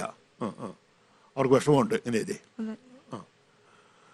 അപ്പം കൂടുതൽ പ്രശ്നം ഉണ്ടാകുന്ന ജോലിക്ക് പോയപ്പോഴാണ്. എനിക്ക് പിന്നെ ജോലിക്കെന്നല്ല, എനിക്ക് എങ്ങും പോകണ്ട. എല്ലാരും കാണുന്നത് അങ്ങനെയാണ്. ഞാനൊരു തെറ്റും ചെയ്തിട്ടില്ല ചോ. പക്ഷെ എല്ലാരും പറയുന്നതും ചെയ്യുന്നതൊക്കെ വെച്ച് നോക്കുമ്പോ ഞാനവിടെ എന്തോ ചെയ്ത പോലെയാണ്. എനിക്കാണ് പരിഗണന കിട്ടാതെ പോയത്. പക്ഷെ തെറ്റ് ചെയ്തത് ഞാനാന്നുള്ള രീതിയിലാണ് എല്ലാരും പെരുമാറിക്കൊണ്ടിരിക്കുന്നത്. എന്തിനാച്ചോ ഇങ്ങനെ ജീവിക്കുന്നത്? നമ്മുടെ നാട്ടിലെ ഒരു പ്രത്യേകതയാണ്. ഇപ്പം പണ്ട് വിവാഹമോചനങ്ങൾ വളരെ കുറവായിരുന്നു. ഇപ്പോൾ കുറച്ചും കൂടി കൂടിയിട്ടുണ്ട്, പല കാരണങ്ങൾ കൊണ്ടുണ്ട്. ഇപ്പം നമ്മുടെ ഇതിനെക്കുറിച്ചുള്ള അവബോധം എല്ലാവർക്കുണ്ട്. പിന്നെ അതിനെ നിയമപരങ്ങൾ പഠിപ്പിക്കുന്നുണ്ട്. അതുകൊണ്ട് പൊതുവെ പണ്ടത്തേക്കാൾ കൂടിയിട്ടുണ്ട് വിവാഹമോചനങ്ങൾ. എങ്കിൽ തന്നെയാണെങ്കിലും പലപ്പോഴും ആളുകളുടെ ധാരണ ഈ വിവാഹമോചനത്തിന് കാരണക്കാരി സ്ത്രീയാണെന്നുള്ളതാണ്. അപ്പം നമ്മുടെ ഒരു കൺസെപ്റ്റാണ്, പണ്ട് മുതലുള്ള കൺസെപ്റ്റാണ്, ഭർത്താവ് കള്ളുകൂടി മദ്യപാനിയാണ്, ഉപദ്രവിക്കും, ബഹളം ഉണ്ടാക്കും, ഒന്നും കുഴപ്പമില്ല, ഈ ഭാര്യയെ സഹിച്ച് ജീവിക്കണം, ഭർത്താവിൻ്റെ മദ്യപാനി ഭർത്താവ് വന്ന് ഉപദ്രവിക്കുകയും ചെയ്യും, ദേഹോദ്രവിക്കുകയും ചെയ്യും. ഇതൊക്കെ ആണെങ്കിലും സഹിച്ച് കഴിഞ്ഞ് കൂടണം, അങ്ങനെ സഹിച്ച് ജീവിക്കേണ്ട ആളാണ് സ്ത്രീ എന്നുള്ള ഒരു ആശയമാണ് ഉണ്ടായിരുന്നത്. അതുകൊണ്ട് അത് കുറച്ചൊക്കെ ഇപ്പോഴും ഉണ്ട്. ചില ആളുകൾ നീ കല്യാണം കഴിച്ച് പോയി ഇതൊക്കെ അറിയാവുന്നതല്ലേ, ഭർത്താക്കന്മാർ കുറച്ച് കുടിക്കും, അല്ലെങ്കിൽ കുറച്ച് മറ്റ് ബന്ധങ്ങളൊക്കെ ഉണ്ടാവും, അതൊക്കെ ഒരു കാര്യമായിട്ട് എടുക്കുന്നതും വേണ്ട, നീ സഹിച്ചോണം, ഇങ്ങനെയുള്ള ഒരുപാട് പേർക്ക് ഇപ്പോഴും ഉണ്ട്. അതിൻ്റെ ഭാഗമായിട്ട് തീർച്ചയായിട്ടും ജാൻസിയെ കുറ്റപ്പെടുത്തും. ഇത് നീ നിനക്ക് സഹിക്കാനുള്ള ശക്തി ഇല്ലാത്തതുകൊണ്ടല്ലേ, വഴക്കുണ്ടാക്കി പോകുന്നതല്ലേ, നീയുടെ കാരണക്കാരി, ഇങ്ങനെയുള്ള കുറ്റപ്പെടുത്തലുണ്ടാവും. അത് സ്വാഭാവികമാണ്. ഇങ്ങനെ കുറ്റപ്പെടുത്തലുണ്ടാകുമ്പോൾ എന്ത് ചെയ്യും? ഈ ചിലർ ഇപ്പം നമ്മളെ ഒരു കാണുന്ന രണ്ട് രീതിയുണ്ട്. ചില ആളുകൾക്കറിയാം ഇവൾ വിവാഹമോചനം സ്വീകരിച്ച ആളാണ്, എന്നൊക്കെ അതിനൊക്കെ ചോദിക്കുമൊന്നുമില്ല. വേറെ ആളുകൾ പ്രത്യേകിച്ച് ചോദിച്ചുകൊണ്ടിരിക്കും, എന്ത് പറ്റി, കല്യാണം കഴിഞ്ഞിട്ട് ഇങ്ങോട്ട് പോകുന്നല്ലോ, എന്താ കാരണം എന്ന് ചോദിച്ചുകൊണ്ടിരിക്കുന്നുണ്ട്. ആ ചോദിക്കുന്നതോറും നമ്മുടെ വേദന കൂടുകയാണ് ചെയ്യുന്നത്. നമുക്ക് വിഷമമുണ്ട്, ഇങ്ങനെ ചോദിച്ചുകൊണ്ടിരിക്കുമ്പോൾ എപ്പോഴും കൂടിക്കൊണ്ടിരിക്കും, ആ വേദന കൂടും. അങ്ങനെ ചോദിക്കുന്നത്, ഇപ്പം ആളുകൾ ചോദിക്കുന്നത് നമുക്ക് സ്റ്റോപ്പ് ചെയ്യാൻ പറ്റുമോ? ഇല്ല. ഇപ്പം നമ്മുടെ ഒരു പ്രത്യേകത, ഇപ്പം നമ്മുടെ കൾച്ചറിൻ്റെ ഭാഗമാണ്. ഇപ്പം എൻ്റെ മുഖത്ത് ഒരു കുരുവുണ്ടെന്ന് വിചാരിക്കുക. ചില ആളുകൾ എന്നെ കണ്ടിട്ട് ചോദിക്കുന്നില്ല, മുഖത്തൊരു കുരുവുണ്ടല്ലോ. വേറെ ഒരാൾ ചോദിക്കും, അയ്യോ ഒരു കുരുവുണ്ടല്ലോ, എന്താ പ്രശ്നം കണ്ടോ, ഇങ്ങനെ ചോദിച്ചുകൊണ്ടിരിക്കും. ഇങ്ങനെ പല രീതിക്കാരുണ്ട്. എന്ന് പറഞ്ഞ പോലെ തന്നെ ചില ആൾ ചോദിച്ചുകൊണ്ടിരിക്കും, എനിക്ക് എന്ത് പറ്റി, എൻ്റെ കാരണം എന്താ എന്ന് ചോദിച്ചുകൊണ്ടിരിക്കും. വേറെ ഒരാൾ ഉള്ളിൽ കാണുമായിരിക്കും, മാന്യത കൊണ്ട് ചോദിക്കുമൊന്നുമില്ല. അപ്പോൾ ഈ ചോദിക്കുന്നവരുടെ ചോദ്യം നമുക്ക് സ്റ്റോപ്പ് ചെയ്യാൻ പറ്റുമോ? ഇല്ല. അപ്പോൾ ചോദിക്കുമ്പോൾ എന്താ ചെയ്യേണ്ടത്? മറുപടി പറഞ്ഞു മടുത്തോ? മറുപടി പറയേണ്ടി വരും. പറയാൻ ഓടാൻ പറ്റുമോ? രണ്ട് വ്യക്തിയാവും. ഒന്ന് ശാന്തമായിട്ട് പറയാം ചോദിക്കുന്നതോട്. അത് സമയം ഞാൻ പല കാലങ്ങൾ കൊണ്ട് വിശദമായിട്ട് പറയാൻ പോകണ്ട, വീട്ടിൽ കുറേ പ്രശ്നങ്ങളൊക്കെ ഉണ്ടായിരുന്നു, ഞാൻ ഹാപ്പി അല്ലായിരുന്നു, അല്ലാതെ ഭർത്താവിൻ്റെ പഴയ ബന്ധങ്ങളെക്കുറിച്ചോ അമ്മായിമ്മയെക്കുറിച്ചോ ഒന്നും പറയണ്ട. ശാന്തമായിട്ട് പിന്നെ കുറച്ച് പ്രശ്നങ്ങളുണ്ടായിരുന്നു, എനിക്ക് ബുദ്ധിമുട്ട് തോന്നി, അതുകൊണ്ടാണ് വിവാഹമോചനം വാങ്ങിച്ചത്, ശാന്തമായിട്ട് പറയാം. വേറൊരു റിയാക്ഷനോട് ചൂടാകുകയാണെങ്കിൽ, ഇങ്ങനെ ചോദിക്കുമ്പോൾ ദേഷ്യപ്പെടുക അല്ലെങ്കിൽ റിയാക്ട് ചെയ്യുക, അതിനാവശ്യമില്ല. അപ്പോൾ ചോദിക്കുമ്പോൾ ഒന്ന് അത് ചില ആൾ ചോദിക്കും, ചോദിക്കുന്നത് ശാന്തമായിട്ട് കൈകാര്യം ചെയ്യാൻ ശ്രമിക്കുക. ഒന്ന്. ഇനി രണ്ടാമത്തെ പ്രശ്നം പറഞ്ഞല്ലോ, ഇപ്പം ഇങ്ങനെ പപ്പായും മമ്മിയും കൂടെ ഇയാളെ വെറുതെ ഇരിച്ചതിന് പകരം ജോലിക്ക് വിട്ടു അല്ലേ, അവിടെ എന്താ പ്രശ്നം ഉണ്ടാവും? കൂടെ ജോലി ചെയ്യുന്നവർ എപ്പോഴും ഇതുപോലെ തന്നെയാ ചോദിച്ചുകൊണ്ടിരിക്കും. ഒന്ന്. രണ്ടാമത് കൂടെ ജോലി ചെയ്യുന്ന ആണുങ്ങൾ ഉണ്ടാവുമല്ലോ, അപ്പൊ അവരുടെ ഒരു പെരുമാറ്റം എന്ന് പറയുന്നത്, നമ്മളിങ്ങനെ വീട്ടിൽ വന്ന് നിൽക്കുകയാണ്, നമുക്കൊരു ആൺതുണ ഇല്ലാതെ വന്ന് നിൽക്കുകയാണ്. അപ്പൊ അവരുടെ വിചാരം നമ്മളിപ്പോ ഒരു ആള് കൂടെ വേണം എന്നുള്ള ആഗ്രഹത്തോടെ നിൽക്കുന്ന ഒരാളാണ്, അങ്ങനെ ഒരു രീതിയിലാണ് അവർ കാണുന്നത്. അപ്പൊ ആ രീതിയിലുള്ളൊരു അപ്രോച്ചാണ് നമ്മളോട് അവർ കാണിക്കുന്നത്. ചില മോശം പ്രതികരണങ്ങളൊക്കെ ഉണ്ടാവാറുണ്ട്. അപ്പോ അതിന്ന് ഒഴിവാകാൻ വേണ്ടിയിട്ടാണ് ഞാൻ വീട്ടിൽ ഇരുന്നത്. എനിക്കിനി ജോലിക്ക് പോകണ്ടെന്നൊരു തീരുമാനം എടുത്തത് അതുകൊണ്ടാണ്. ഇതിപ്പോൾ പറഞ്ഞ കാര്യം ഇപ്പം ഞങ്ങൾ ഇങ്ങനെയുള്ള കേസുകൾ കൈകാര്യം ചെയ്യുന്ന പറയുകയാണ്, ഇങ്ങനെയുള്ള പ്രതികരണങ്ങൾ വളരെ കൂടുതലാണ്. ഇപ്പം ഇവരിപ്പോൾ പുതിയ സ്ഥലത്ത്, ഇപ്പം ജാൻസി പുതിയ സ്ഥലത്ത് ജോലി ചെയ്യുന്നു, അവർക്കറിയാം വിവാഹമോചനം നടത്തിയതെന്നറിയാം, പിന്നെ അതിനെക്കുറിച്ച് ചോദിക്കൊന്നുമില്ല, കാരണം അവർ ചോദിച്ചൊരു കാര്യമല്ലല്ലോ. ഏറ്റവും പ്രധാനപ്പെട്ടത് അവരുടെ റിയാക്ഷനാണ്, അവർ കൂടെ ഒരു സഹപ്രവർത്തകരുടെ റിയാക്ഷൻ. ചിലർക്കൊരു ധാരണയുണ്ട്, ഇവള് പിന്നെ വിവാഹം നടത്തിയ സ്ത്രീയല്ലേ, ടെൻഷനിൽ ജീവിക്കുന്നത്, അവർക്ക് അവരുടേതായ ആവശ്യങ്ങളൊക്കെ ഉണ്ടാകും, ലൈംഗികമായ ആവശ്യങ്ങളായിരിക്കും, അല്ലെങ്കിൽ ഒരു കൂട്ട് വേണ്ടേ. അപ്പം ആ അവസ്ഥയെ ചൂഷണം ചെയ്യാൻ ശ്രമിക്കുന്നവരുണ്ട്. ചിലർ മാന്യമായിട്ടൊക്കെ പെരുമാറും, അത് കഴിഞ്ഞിട്ട് ചിലപ്പം വളരെ ശാന്തമായിട്ട് പറയും, ഇന്ന് പിന്നെ വൈകിട്ടെന്താ നമുക്ക് ഒരു സിനിമയ്ക്ക് പോയാലോ, ഭർത്താവില്ലല്ലോ, അപ്പോൾ വലിയ സ്നേഹത്തോടെ നമുക്ക് സിനിമയ്ക്ക് വേണ്ടി പോകാം, അല്ലെങ്കിൽ നമുക്ക് ഭക്ഷണം കഴിക്കാൻ പോകാം, അല്ലെങ്കിൽ ഒരു ടൂറിന് പോയാലും അങ്ങനെയൊക്കെ സ്നേഹത്തോടെയൊക്കെ പെരുമാറുന്ന ആളുകളുണ്ട്. അതൊക്കെ ചൂഷണമാണ്. അങ്ങനെയുള്ളവരുണ്ട്. വേറെ ഡയറക്റ്റായിട്ട് വേണമെങ്കിൽ ചോദിക്കും, അങ്ങനെ നമ്മുടെ താല്പര്യം കാണിക്കുന്നവരൊക്കെ. അതിൻ്റെ പിന്നെ കിടക്കുന്നത് ഒരു സ്ത്രീക്ക് തനിച്ച് ജീവിക്കാൻ സാധിക്കുകയല്ലോ, ഒരു കമ്പാനിയൻഷിപ്പ് ആവശ്യമാണ്, ലൈംഗിക ആവശ്യങ്ങളൊക്കെ ഉണ്ടാകും, അതൊക്കെ ചൂഷണം ചെയ്ത് ശ്രമിക്കുന്നവരുണ്ടാകും. അങ്ങനെ സിറ്റുവേഷൻ ഇത് അത്ര അസാധാരണമല്ല, ഉണ്ടാകുന്നുണ്ട്. ഇപ്പം ഇങ്ങനെയൊക്കെ ഉണ്ടാകുമ്പോൾ എന്താ ചെയ്യേണ്ടത്? അറിയില്ല അച്ഛൻ. അവർ മാറിക്കളിയാണ് വേണ്ടത്, അവരോട് പ്രതികരിക്കുകയാണോ വേണ്ടത്? പ്രതികരിക്കും. എങ്ങനെ പ്രതികരിക്കും? അവരുടെ ചോദ്യങ്ങൾക്ക് ശക്തമായ അവിടെ പറയാം. ഇപ്പം അയാളുടെ പരിചയമാണെങ്കിൽ ഇപ്പം അയാളുടെ പേര് വിളിച്ച് വെറുതെ പറയാം. ഇപ്പം ജോസഫ് എന്ന് പറഞ്ഞ ആളെ വിചാരിച്ചു, ജോസഫേ ജോസഫേട്ടാ നിങ്ങൾ ആയിക്കോട്ടെ, ഇങ്ങോട്ട് സംസാരം എനിക്ക് ഇഷ്ടമൊന്നുമല്ല. ഇപ്പം ഞാൻ വിവാഹമോചനം നടത്തിയ ആളാണ്, ഞാൻ തീരുമാനിച്ചതാണ്, പക്ഷേ വേറൊരു കാര്യം എനിക്ക് താല്പര്യമൊന്നുമില്ല. ചേട്ടൻ്റെ സംസാരം എനിക്ക് അത്ര ഇഷ്ടപ്പെടുന്നില്ല, അല്ലെങ്കിൽ ഇങ്ങനെയുള്ള കാര്യങ്ങൾ എനിക്ക് താല്പര്യമില്ല. ഇപ്പോൾ ഒരാൾ പറയാം, ജാൻസി ശനിയാഴ്ച എന്താ പരിപാടി, നമുക്ക് സിനിമയ്ക്ക് പോയാലോ, അത് ഞായറാഴ്ച സിനിമയ്ക്ക് പോയാലോ? അപ്പോൾ ഉടനെ പറഞ്ഞേക്കണം, എനിക്ക് താല്പര്യമൊന്നുമില്ല സിനിമയ്ക്ക് കൊണ്ടുപോകാൻ, എനിക്ക് വീട്ടിലാളുണ്ട്, എൻ്റെ പപ്പയും മമ്മിയും ഉണ്ട്. അല്ലെങ്കിൽ വേറെ നമുക്ക് ടൂറിന് പോയാലോ, അങ്ങനെ കാര്യങ്ങളൊന്നും എനിക്കിഷ്ടമല്ല, ദയവേത് സംസാരിക്കരുത്. ഇങ്ങനെ പ്രതികരിക്കാൻ സാധിക്കുമോ? അങ്ങനെ പ്രതികരിക്കണം. ഈ പ്രതികരണം എന്ന് പറയുന്നത് ഒരുപാട് വഴക്കുണ്ടാക്കുന്നതുമല്ല, ഒച്ച ഉണ്ടാക്കുന്നതുമല്ല. ശക്തമായി പറയുക, സ്ട്രോങ് ആയിട്ട് പറയുക, എന്നോട് ഇങ്ങനെ പെരുമാറരുത്, അങ്ങനെ അങ്ങനെ അങ്ങനെ പറയുക. അല്ലാതെ ഇതിപ്പോൾ ജീവിതകാലം മുഴുവൻ ഇങ്ങനെ പറ്റുമോ? ഞാൻ വിവാഹമോചനം വാങ്ങിച്ചു, വീട്ടിൽ വന്നു, അപ്പം പപ്പയും മമ്മിയൊക്കെ പറഞ്ഞു വെറുതെ ഇരിക്കും, കരയുമൊക്കെ ചെയ്യുമായിരുന്നു പറഞ്ഞു. അപ്പം ആ വിഷമം മാറ്റാൻ വേണ്ടിയിട്ടാണ് ഈ ജോലിക്ക് വിട്ടത്. ജോലിക്ക് പോയി അവിടെയും ചെറിയൊരു പ്രശ്നങ്ങളുണ്ടായി. അപ്പം അതിന് പകരം അതുണ്ടായി കഴിയുമ്പോൾ പിന്നെ വീട്ടിൽ നിന്നോട് കരയാൻ തുടങ്ങി. ഇതൊരു നല്ല രീതിയാണോ? കുറച്ചും കൂടെ ശക്തമായിട്ട് പെരുമാറണ്ടേ, കുറച്ചും കൂടെ ഒരു റിയാക്ഷൻ ഉണ്ടാകണ്ടേ? അത് ഞാൻ പറയുന്നത്, ഇനി ചെയ്യേണ്ട ഒരു കാര്യം, ഏതായാലും ജീവിതകാലം മുഴുവൻ ഇങ്ങനെ ജോലിക്ക് പോകാതെ അവർ കളിയാക്കും, അല്ലെങ്കിൽ അവർ മോശമായി പെരുമാറും, മോശമായി സംസാരിക്കും എന്ന് വിചാരിച്ചുകൊണ്ട് വീട്ടിലിരിക്കരുത്, ജോലിക്ക് പോകണം. അതിനെ ജോലിക്ക് പോയി തെളിയിക്കാൻ നോക്കുക. പിന്നെ വേറെ കാര്യമുള്ളത്, ഇപ്പം ജാൻസിക്ക് എത്ര വയസ്സായി? എനിക്കിപ്പോൾ 27 വയസ്സായി. 27 വയസ്സായി, വിവാഹമോചനം വാങ്ങിച്ചു, ഒഫീഷ്യലായിട്ട് കിട്ടിയില്ലോ അല്ലേ, സിവിൽ കോടതി കിട്ടി. ഇനി ഇതെന്തെങ്കിലും 27 വയസ്സേ ഉള്ളൂ, വേറെ എന്തെങ്കിലും വേറെ വിവാഹത്തെക്കുറിച്ച് ആലോചിക്കുന്നുണ്ടോ? ആലോചിക്കുന്നില്ല. ഉണ്ടോ? ഇല്ല. അതെന്താ? ഈ അങ്ങനെയുള്ള അനുഭവങ്ങൾ തന്നെ നമുക്ക് വരുന്നെന്ന് ഉറപ്പില്ലല്ലോ. അതൊന്നും ആലോചിക്കുക. ഒരനുഭവം ഉണ്ടായി, തീർച്ചയായിട്ടും അയാൾ ഇപ്പം വളരെ പ്രതീക്ഷയോടെ ഇയാളെ കല്യാണം കഴിച്ചു, അയാൾക്ക് തെറ്റായ ബന്ധങ്ങളൊക്കെ ഉണ്ടായിരുന്നു, അമ്മായിമ്മയുടെ ഭാഗത്തു നിന്നും ഒക്കെ ചില പ്രശ്നങ്ങളൊക്കെ ഉണ്ടായി, ഒരനുഭവം ഉണ്ടായതുകൊണ്ട് ഇനി ഞാൻ കല്യാണം കഴിക്കുകയില്ല, ഞാൻ ജീവിതകാലം മുഴുവൻ അങ്ങനെ തനിച്ച് ജീവിക്കാൻ പോവാണ്. അത് നല്ലൊരു തീരുമാനമാണോ? അത് ഇവിടെ തീരുമാനം എടുക്കാൻ പറയല്ല, അങ്ങനെ ചിന്തിക്കുക ശരിയാണോ? 27 വയസ്സേ ഉള്ളൂ. പിന്നെ മാതാപിതാക്കന്മാരുണ്ട്, ഇപ്പോൾ ഉണ്ട്, വീട്ടിൽ വേറെ ആരാ ഉള്ളത്? ഞാൻ മാത്രമേ ഉള്ളൂ.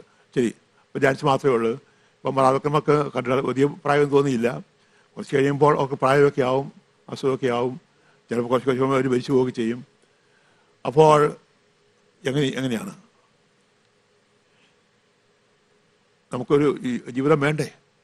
അപ്പം ഞാൻ പറയുന്നത്, ഇങ്ങനെ ഒരു അനുഭവം ഉണ്ടായതുകൊണ്ട് ഇങ്ങനെ ഒരു തീരുമാനത്തേക്ക് വരരുത്.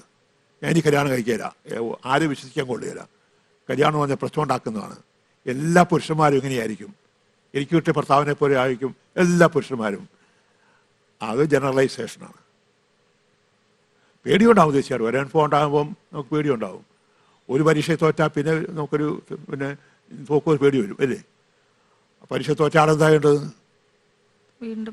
പിന്നെ പഠിച്ച് അല്ലേ പരീക്ഷ എഴുതാൻ നോക്കണം എന്ന് പറഞ്ഞ പോലെ ഒരനുഭവം ഉണ്ടായി, വിഷമിപ്പിക്കുന്ന കാര്യം ആയിരുന്നു, അത് ഉണ്ടാകാതെ നോക്കാം.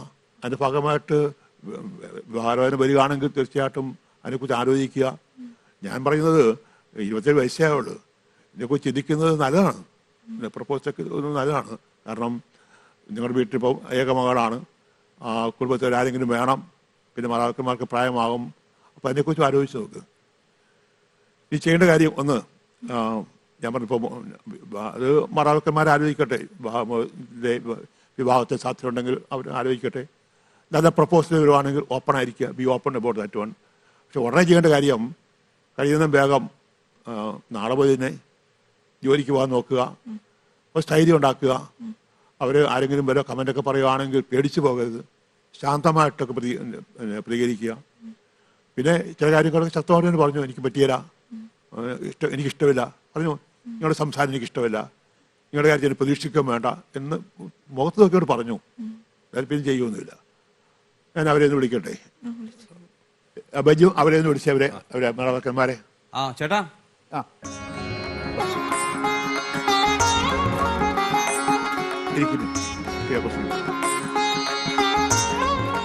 അപ്പൊ ഞാൻ ജാൻസിയോട് സംസാരിച്ചു. അവൾക്ക് വിഷമങ്ങൾ അവളെ പറഞ്ഞു. എല്ലാവരും വിവാഹമോചനം കിട്ടി, ജോലിക്ക് പോകുന്നു. അപ്പോൾ ജോലി ചില പ്രശ്നങ്ങളൊക്കെ ഉണ്ട്. എനിക്കൊന്ന് അല്പം ഒരു കോൺഫിഡൻസ് കുറവുണ്ട്. ഈ പ്രശ്നങ്ങളൊക്കെ ഉണ്ടാകുമ്പോൾ ഫേസ് ചെയ്യാനുള്ള അല്പം ശക്തി കുറവുണ്ട്, ധൈര്യക്കുറവുണ്ട്. ഞാൻ പറഞ്ഞ ഇങ്ങനെ പ്രശ്നം ഉണ്ടാകുമ്പോൾ ശക്തമായിട്ട് പ്രതികരിക്കുക. ജോലിക്ക് പോകാൻ പറഞ്ഞിട്ടുണ്ട്, ജോലിക്ക് പോകുന്നത് നല്ലതാണ്. അതിന് പോകാൻ നാളെ മുതൽ ജോലിക്ക് പോകാൻ സമ്മതിച്ചിട്ടുണ്ട്. രണ്ടാമത് ഇപ്പം ജാൻസിക്ക് 27 വയസ്സേ ഉള്ളൂ. അത്രയുള്ളൂ. തീർച്ചയായിട്ടും പിന്നെ അങ്ങ് 27 വയസ്സായ ആൾ പിന്നെ വെറുതെ വീട്ടിലേക്ക് ശരിയാകുകയല്ലോ. കാര്യം ജോലി ഉടക്കി തന്നെയാണെങ്കിലും വേറെ വല്ല വിവാഹത്തെക്കുറിച്ച് ആലോചിക്കുന്നുണ്ടോ? അല്ല, അവള് ഞങ്ങൾ നടത്താച്ചോ. അപ്പോൾ ജാൻസിക്ക് അല്പം പേടിയുണ്ട്, കാരണം ഇപ്പോൾ ഒരു അനുഭവം ഉണ്ടായല്ലോ. അതുകൊണ്ട് ഇതൊരു വേറൊരു വിഭാഗത്തേക്ക് ജീവിതത്തേക്ക് പ്രവേശിക്കാൻ അല്പം ഒരു ഉത്കണ്ഠയുണ്ട്, പേടിയുണ്ട്. കാരണം അനുഭവങ്ങളിലാണ് പഠിക്കുന്നത്. അപ്പം ഞാൻ പറഞ്ഞു കൊടുത്തൊരു കാര്യം, അങ്ങനെ ഒരു സംഭവം ഉണ്ടായതുകൊണ്ട് ഇനി ജീവിതകാലം മുഴുവൻ ഇങ്ങനെ നിൽക്കണം, വിവാഹം കഴിക്കില്ല എന്നുള്ള ചിന്ത ശരിയല്ല എന്ന് ഞാൻ പറഞ്ഞിട്ടുണ്ട്. എനിക്ക് ജാൻസി അത് മനസ്സിലാക്കിയിട്ടുണ്ട്. ഒരുപക്ഷെ ജാൻസിക്ക് വിവാഹം കഴിക്കാൻ താല്പര്യമുണ്ട് എന്ന് എനിക്ക് തോന്നിയത് ഇല്ലേ. നല്ല പ്രപ്പോസൽ വരുവാണെങ്കിൽ ഞങ്ങൾ നോക്കാച്ചോ, നല്ല പ്രപ്പോസൽ സ്വീകരിക്കില്ലേ? അത് നല്ലതാണ് എനിക്ക് തോന്നുന്നു കേട്ടോ. കാരണം 27 വയസ്സേ ഉള്ളൂ. നല്ല ഒന്ന് ആലോചിച്ച് നോക്ക്. നോക്കാച്ചോ, വളരെ ആലോചിക്കണം കേട്ടോ. നമ്മൾ ഈ കല്യാണം പെട്ടെന്നുള്ള തീരുമാനമാണ്. പഴയത് പെട്ടെന്നുള്ള കല്യാണമായിരുന്നോ? ആലോചിച്ച്. ശരി, ഞങ്ങൾക്ക് ആ കാര്യത്തിൽ ഒരു ചെറിയൊരു വീഴ്ച പറ്റിയിട്ടുണ്ട്. പെട്ടെന്ന് എടുത്തോ പിടിച്ചോന്ന് പറഞ്ഞിട്ടാണ് നടത്തിയത്. ഇനിയിപ്പോഴൊരു കാര്യങ്ങളൊക്കെ നന്നായി ആലോചിച്ച്, കാരണം ചൂടുവെള്ളത്തിൽ പൂച്ച പച്ചവെള്ളം കണ്ടാലും ഒന്ന് പേടിക്കും. അവിടെ ശരിയായിട്ട് ആലോചിക്കണം. ആലോചിക്കണം. അതിനുശേഷം നിങ്ങൾ ആലോചിക്കുക. അതുപോലെ ജാൻസിയുടെ ഭാഗത്ത് നിന്നും ഒരു പ്രപ്പോസൽ വരുമ്പോൾ ആ വ്യക്തിയോട് സംസാരിക്കുക. അങ്ങനെ അയാൾക്കും പിന്നെ ഇപ്പോൾ നാട്ടിൽ രണ്ടാം വിവാഹമൊക്കെ ആകുമ്പോൾ കുറച്ച് പ്രശ്നങ്ങളൊക്കെ ഉണ്ടാകും. പിന്നെ കാരണം ഇപ്പോൾ ഡിവോഴ്സില്ലേ, ഇപ്പോൾ അല്പം പ്രായമുള്ള ആളായി ചിലപ്പോൾ കല്യാണത്തൊക്കെ വരുന്നതൊക്കെ അത് ചിലപ്പോൾ അയാളും ചിലപ്പോൾ ഡിവോഴ്സൊക്കെ ആയിരിക്കും. അങ്ങനെ ഒരുപാട് കേസുകളുണ്ട് കേട്ടോ. ഞാൻ എന്തായാലും ഒരു നല്ല ഒരു ആലോചന വരുമ്പോൾ ഞാൻ എന്തായാലും അച്ഛനോട് ഒന്ന് ഡിസ്കസ് ചെയ്യാം. അച്ഛന്റെ വലിയൊരു ഉപദേശം ഞങ്ങൾക്ക് വേണം. അപ്പൊ എന്റെ മോളൊന്ന് ഒന്ന് ഉഷാറാക്കിയിട്ട് അത് മതി. അച്ഛൻ ഇപ്പോ കുറച്ച് കാര്യങ്ങളൊക്കെ പറഞ്ഞല്ലോ, അത് നാളെ മുതൽ ജോലിക്ക് അവളെ വിടാം. ആ ഒരു തന്റെ മോൾക്ക് പോകാൻ തയ്യാറാണ്. ഓക്കെ, അപ്പൊ ഞങ്ങൾ ഒരു ദിവസം വരാം, ഒരു ദിവസം കൂടി വരാം. വളരെ ഹാപ്പി ആയിട്ട് വരാം. ഒത്തിരി സന്തോഷം ഉണ്ട് അച്ഛാ.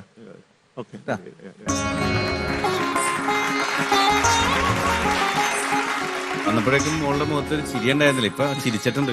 എന്തായാലും അച്ഛന്റെ വലിയൊരു കാരുണ്യം. തീർച്ചയായിട്ടും. എന്തായാലും എനിക്ക് തോന്നുന്നത് മോളുടെ രണ്ടാമത്തെ കല്യാണമാണെങ്കിലും ഞങ്ങളെ വിളിക്കണം, നിങ്ങളെയൊക്കെ വിളിച്ചൊക്കെ ഒന്ന്, കാരണം മനസ്സൊരു മലർവാടിയിൽ അങ്ങനെ ആദ്യമായിട്ടായിരിക്കും ഇവിടെ വന്നൊരാളുടെ ഒരു കല്യാണം നടക്കുക. അപ്പൊ ഒത്തിരി സന്തോഷമുണ്ട്. ജാൻസി ശരിക്കും പറഞ്ഞ ഒരു നല്ല ധൈര്യം മനസ്സിന് തന്നെ കൊടുക്കുക. എന്ത് പ്രതിസന്ധി വന്നാലും നമുക്കത് നേരിടാൻ പറ്റണം.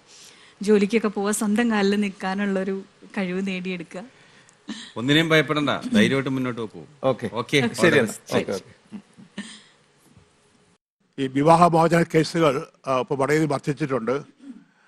ഇന്ത്യയിൽ ഏറ്റവും കൂടുതൽ വിവാഹമോചന കേസുകളുള്ളത് കേരളത്തിലാണ്. ഈ വിവാഹമോചന കേസുകൾ കൈകാര്യം ചെയ്യുന്നത് ഫാമിലി കോർട്ട്, കുടുംബ കോടതികൾ എന്ന് പറയും. ആദ്യകാലത്ത് 3 കോടതികളുണ്ടായിരുന്നുള്ളൂ: തിരുവനന്തപുരം, എറണാകുളം, കോഴിക്കോട്. പിന്നെ ഓരോ ഡിസ്ട്രിക്റ്റ് വരണമായി. ഇപ്പോൾ കൂടിക്കൂടി ഇപ്പോൾ ഓരോ ഡിസ്ട്രിക്റ്റിലും 2-3 ആയി. ഇപ്പോൾ എറണാകുളം ജില്ലയിൽ 3 കോടതികളായി, ഫാമിലി കോർട്ട്. അതിൻ്റെ കാരണം ഇതാണ്, ഒരുപാട് കേസുകൾ വരുന്നു. ഇനി കത്തോലിക്ക സഭയിൽ വിവാഹമോചനമില്ല. പക്ഷെ ചില വിവാഹങ്ങൾ അസാധുവാക്കും. വിവാഹം നിയമപരമായിട്ട് അത് അസാധുവാക്കുക ചെയ്യുന്നത്. നമ്മുടെ രൂപത അത് കൈകാര്യം ചെയ്യും രൂപതാ കോടതികളാണ്. രൂപതാ കോടതികളിലും കേസുകൾ കൂടി.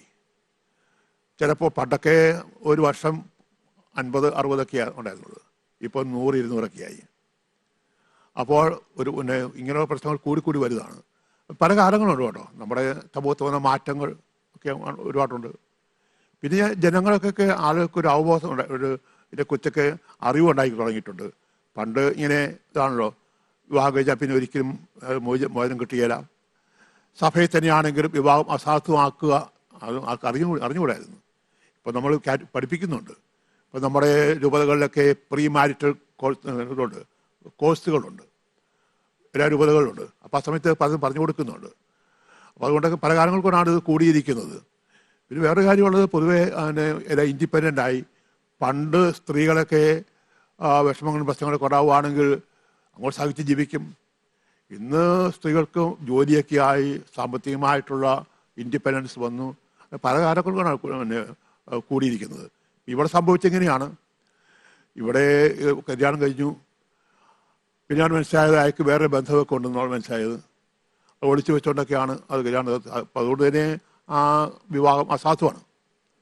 കാരണം വേറെ ബന്ധങ്ങളൊക്കെ ഉണ്ടായിരുന്നു, അത് ആ ബന്ധം കണ്ടിന്യൂ ചെയ്തു. അവിടെ ഒരു ചതിയൊക്കെ വരുന്നുണ്ട്. അതുകൊണ്ട് വിവാഹമോചനം കിട്ടി, കോടതിയിൽ നിന്ന് കിട്ടി. ഇനി ഏറ്റവും വലിയ പ്രശ്നമൊന്നുമല്ല, വിവാഹമോചനം കിട്ടിക്കഴിയുമ്പോൾ ഉണ്ടാകുന്ന ഇതാണ് പ്രതികരണങ്ങളാണ്. ഈ ഞാൻ ഇപ്പം ഡിപ്രഷനെ കുറിച്ച് പറയാറുണ്ട്. വിഷാദരോഗം എന്ന് പറയും. ഈ വിവാഹമോചനത്തിന് ശേഷം വിഷാദരോഗത്തിന് അടിമകളാകുന്ന സ്ത്രീകളുണ്ട്. എങ്ങും പോകുകയില്ല, ഒരു കാര്യത്തിനും പോകുകയില്ല, വെറുതെ ഇരിക്കുക, കരയുക, ഉറക്കമില്ലായ്മ വരിക, വെറുതെ മുറിക്കത്തേക്ക് ഇരിക്കുക. അത് വിഷാദരോഗമാണ്. എൻ്റെ ജീവിതം നശിച്ചു പോയി, ഇനി ഒന്നും ചെയ്യാനില്ല, ഒരു ഭാവിയില്ല, അതുകൊണ്ട് വിഷാദരോഗത്തേക്ക് വരിക. ഇവിടെ കുറച്ചൊക്കെ ഉണ്ടായി. ഇപ്പം ജാൻസിക്ക് ആ വിഷാദരോഗം കുറച്ചുണ്ടായി. അത് മാറ്റാൻ വേണ്ടിയിട്ടാണ് മാതാപിതാക്കന്മാർ ജോലിക്ക് പറഞ്ഞു വിട്ടത്, കുറച്ച് ആക്റ്റീവ് ആകാൻ വേണ്ടിയിട്ട്. അപ്പോൾ അവിടെ ചെല്ലുമ്പോൾ എന്നെ കുറേ പ്രശ്നങ്ങളായി. ഇവിടെ ഇങ്ങനെ ഇത് പലപ്പോഴും സംഭവിക്കുന്നതാണ്. വിവാഹമോചനം ലഭിച്ച സ്ത്രീകളെ പിന്നെ ചൂഷണം ചെയ്യുന്ന ആളുകളുണ്ട്. അവരുടെ ഏകാന്തതയെ, അവരുടെ ആവശ്യങ്ങളൊക്കെ ചൂഷണം ചെയ്യുക. ചിലപ്പോൾ വളരെ ക്ലോസ് ഫ്രണ്ട്സ് ആയിരിക്കും, ഒന്നും വേണ്ട, ചിലപ്പോൾ കുടുംബത്തിൽ അംഗങ്ങൾ തന്നെയായിരിക്കും, കസിൻസ് അങ്ങനെയുള്ളവരൊക്കെ ആയിരിക്കും. അപ്പോൾ അങ്ങനെയുള്ള കേസൊക്കെ ഉണ്ടാകുമ്പോൾ ഞങ്ങൾ പറഞ്ഞു കൊടുക്കുന്നത് സ്ട്രോങ് ആയിരിക്കുക, ശക്തമായിട്ട് പ്രതികരിക്കുക, ആദ്യം തന്നെ പറയുക, അങ്ങനെ പ്രതികരിക്കുക.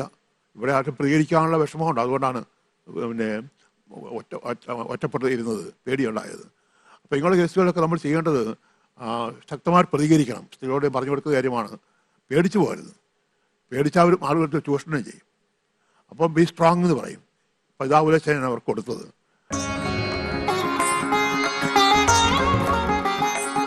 പക്ഷേ ഇന്ന് വിവാഹത്തെക്കാൾ കൂടുതൽ വിവാഹമോചനം നടക്കുന്ന ഒരു അവസ്ഥയാണ് നമ്മുടെ കേരളത്തിൽ. അങ്ങനെ പറഞ്ഞു ഒരുപാട്.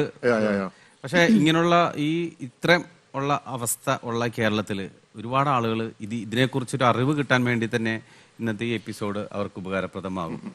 എന്തായാലും വളരെ ക്ലിയർ ആക്കി തന്നതിന് വളരെ നന്ദി അച്ഛാ. വീണ്ടും കാണാം അച്ഛാ.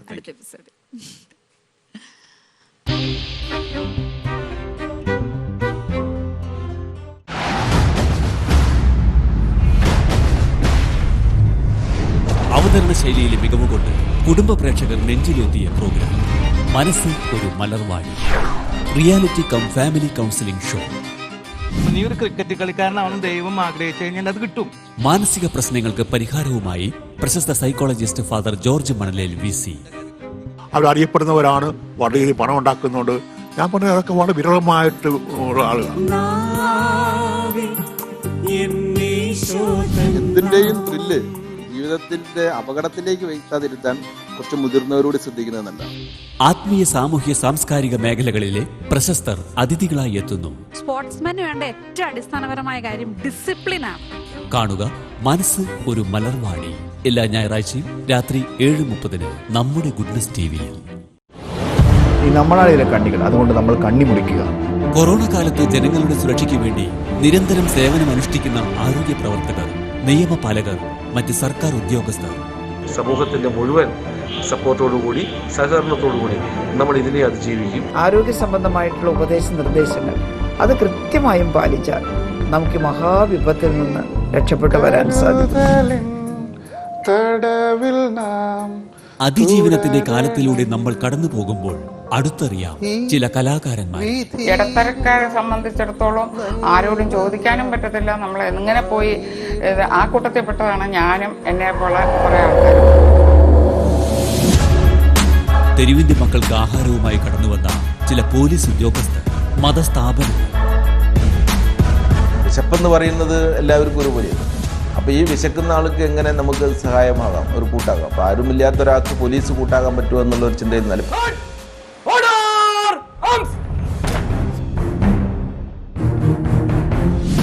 ഒരു നല്ല നാളേക്ക് വേണ്ടി ഗുഡ്നസ് ടിവിയും കേരള പോലീസും ചേർന്നൊരുക്കുന്ന ഏറ്റവും പുതുമയാർന്ന പ്രോഗ്രാം.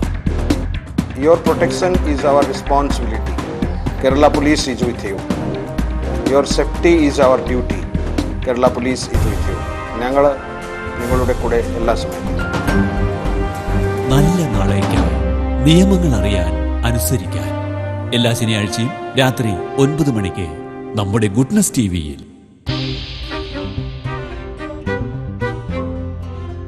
മനസ്സൊരു മലർവാടിയിൽ ഇന്നത്തെ നമ്മുടെ സ്പെഷ്യൽ ഗസ്റ്റ് എന്ന് പറയുന്നത് advocate and notary advocate Cyriac Varghese സാറാണ്. നമുക്ക് സ്നേഹത്തോടു കൂടി ഈ വേദിയിലേക്ക് സ്വാഗതം ചെയ്യാം. നമസ്കാരം. എന്തൊക്കെയുണ്ട് വിശേഷം? നല്ല വിശേഷം. നമ്മുടെ മനസ്സൊരു മലർവാടിയുടെ സ്ഥിരം ഗസ്റ്റാണ് അദ്ദേഹം. ഒരുപാട് എപ്പിസോഡുകളിൽ ഒരുപാട് നല്ല കാര്യങ്ങൾ വളരെ സിമ്പിളായിട്ട് ഒരുപാട് പേർക്ക് മനസ്സിലാകുന്ന രീതിയിൽ അദ്ദേഹം പറഞ്ഞ് ഫലിപ്പിച്ചിട്ടുണ്ട്. തീർച്ചയായിട്ടും ഇന്നും സാറിന്റെ സാന്നിധ്യം ഞങ്ങൾക്ക് ഇവിടെ ആവശ്യമായിരുന്നു. കാരണം നമ്മുടെ വിഷയം ഡിവോഴ്സ്. നമ്മുടെ കേരളത്തിൽ ഇന്ന് കല്യാണങ്ങളെക്കാൾ കൂടുതൽ നടക്കുന്ന ഡിവോഴ്സായി മാറിയിരിക്കുകയാണ്. അതായത് പെൺകുട്ടിയുടെ പേരിലല്ല പ്രശ്നം വന്നിരിക്കുന്നത് എന്ന് വെച്ചാൽ അവരുടെ ഒരു സ്വഭാവ ദൂഷ്യം കൊണ്ട് രണ്ടുപേരും മ്യൂച്വൽ അണ്ടർസ്റ്റാൻഡിംഗിൽ ഡിവോഴ്സ് വാങ്ങിയതാണ്. അത് മാത്രമല്ല, കുട്ടി വീണ്ടും ഡിവോഴ്സ് ചെയ്ത് വീട്ടിൽ വന്നിട്ട് മിണ്ടാട്ടൂല. പിന്നെ ജോലിക്ക് പോയിട്ട് അവിടെ നിന്ന് മോശമായിട്ടുള്ള അനുഭവങ്ങൾ അങ്ങനെയൊക്കെ വന്നിട്ട് ഇപ്പൊ കുട്ടി ആകെ ഡെസ്പായിട്ട് പുറത്തു പോകാതെ അകത്ത് ഒതുങ്ങിക്കൂടുന്ന, എന്താ പറയാ, ജോലിയൊക്കെ വാങ്ങിക്കൊടുത്തിട്ടും അതിനൊന്നും ട്രൈ ചെയ്യാൻ അല്ലെങ്കിൽ മറ്റുള്ളവരുടെ പരിഹാസ വാക്കുകൾ അത് എന്താ പറയാ താങ്ങാൻ പറ്റാത്ത രീതിയിലുള്ള ഒരു അവസ്ഥയിലാണ് നിൽക്കുന്നത്. സ്വാഭാവികമായിട്ടുണ്ടാവും. കാരണം ഇപ്പോൾ ഡൈവോഴ്സുകളിൽ സ്ത്രീകളും പുരുഷന്മാരും തുല്യ പങ്കാളികളായിട്ട് അവരുടെ കാരണങ്ങളാൽ ഡൈവോഴ്സ് ഒരുപാട് ഒത്തിരി നടക്കുന്നുണ്ട് ഇപ്പോൾ. പക്ഷെ സ്ത്രീകളുടെ ഭാഗത്ത് അവരുടെ കുറ്റമില്ലാതെ അവർ ഒത്തിരി പ്രത്യാശയോടും പ്രതീക്ഷയോടും കൂടി വൈവാഹിക ജീവിതത്തിൽ കടന്നു വന്നിട്ട് ഇങ്ങനൊരു അപ്രതീക്ഷിതമായ സംഭവം നടക്കുക, അതിന്റെ ഷോക്ക് സ്വാഭാവികം ഉണ്ടാവും. അങ്ങനെയുള്ള ഒത്തിരി ആളുകളൊക്കെ എനിക്കറിയാം. അവരിഞ്ഞ് പുനർവിവാഹം കഴിച്ചിട്ട് പോലും അവർക്ക് അതിന്ന പഴയ കൈപ്പേറിയ ഓർമ്മകളിൽ നിന്നൊക്കെ മാറാത്ത അവസ്ഥകൾ കുറെ നാളത്തേക്ക് ഉണ്ടാവും. അവരുടെ മനസ്സിന്റെ മുറിവ് ഉണങ്ങുന്നവരെ ഉണ്ടാവും. അത് കുറെ ആൾക്കാർ അങ്ങനെ ഉണ്ട്. ശരിക്കും അതായത് നമ്മുടെ സമൂഹത്തിന്റെ ഒരു പ്രത്യേകതയാണ്, ഇപ്പൊ ഒരു ഡിവോഴ്സ് കേസ് ഉണ്ടായിരുന്നാൽ അത് സ്ത്രീയുടെ മേല് കുറ്റം ചാർത്താൻ, സത്യം പറഞ്ഞാൽ അവർക്ക് സംഭവം എന്താണെന്ന് പോലും അറിഞ്ഞിട്ടുണ്ടാവില്ല അല്ല, പക്ഷെ സ്ത്രീകളെ കുറ്റപ്പെടുത്താനുള്ള ഒരു പ്രവണത അത് പൊതുവെ ഉണ്ട്. കാരണം അങ്ങനെയാണ് പൊതുവെ ഒരു സ്ത്രീ ഒരു ബലഹീന പാത്രമാണ് എന്നുള്ളതാണ് വെപ്പ്. അതിനോടൊപ്പം തന്നെ സ്ത്രീകളാണ് കുടുംബത്തിന്റെ വിളക്ക്. അപ്പോൾ സ്ത്രീ സഹിക്കേണ്ടവളാണ്. സഹിച്ച് അതിന്റെ പാരമ്പര്യത്തിൽ എത്തുന്ന സ്ത്രീകളുണ്ട്, ഒരുപാടുണ്ട്.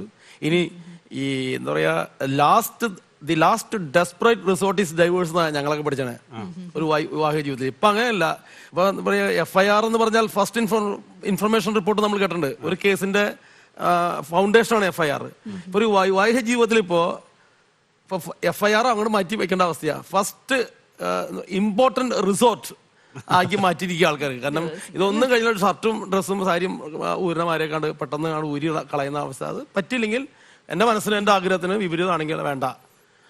ഇങ്ങനെ അതിപ്പോ എന്താ പറയാ, അതൊക്കെ സഹിക്കാം. ഇപ്പൊ ഒരു 80 വയസ്സായ ആൾക്കാർ പോലും എത്രയും കൊല്ലം ജീവിച്ചിട്ട് ഇതേ അവസ്ഥയിൽ ഡൈവേഴ്സ് പറയുന്ന ആൾക്കാരുണ്ട്. അങ്ങനെ ഡൈവേഴ്സ് വാങ്ങിച്ചു പോകണ്ട. അപ്പൊ പിന്നെ എവിടെ രോഗം, എവിടെ സംതിങ് റോങ്, വേറെ എവിടെയൊക്കെ ഈ ഡൈവേഴ്സ് തമാശയായിട്ട് എടുക്കുന്ന ആളുകളുണ്ട്.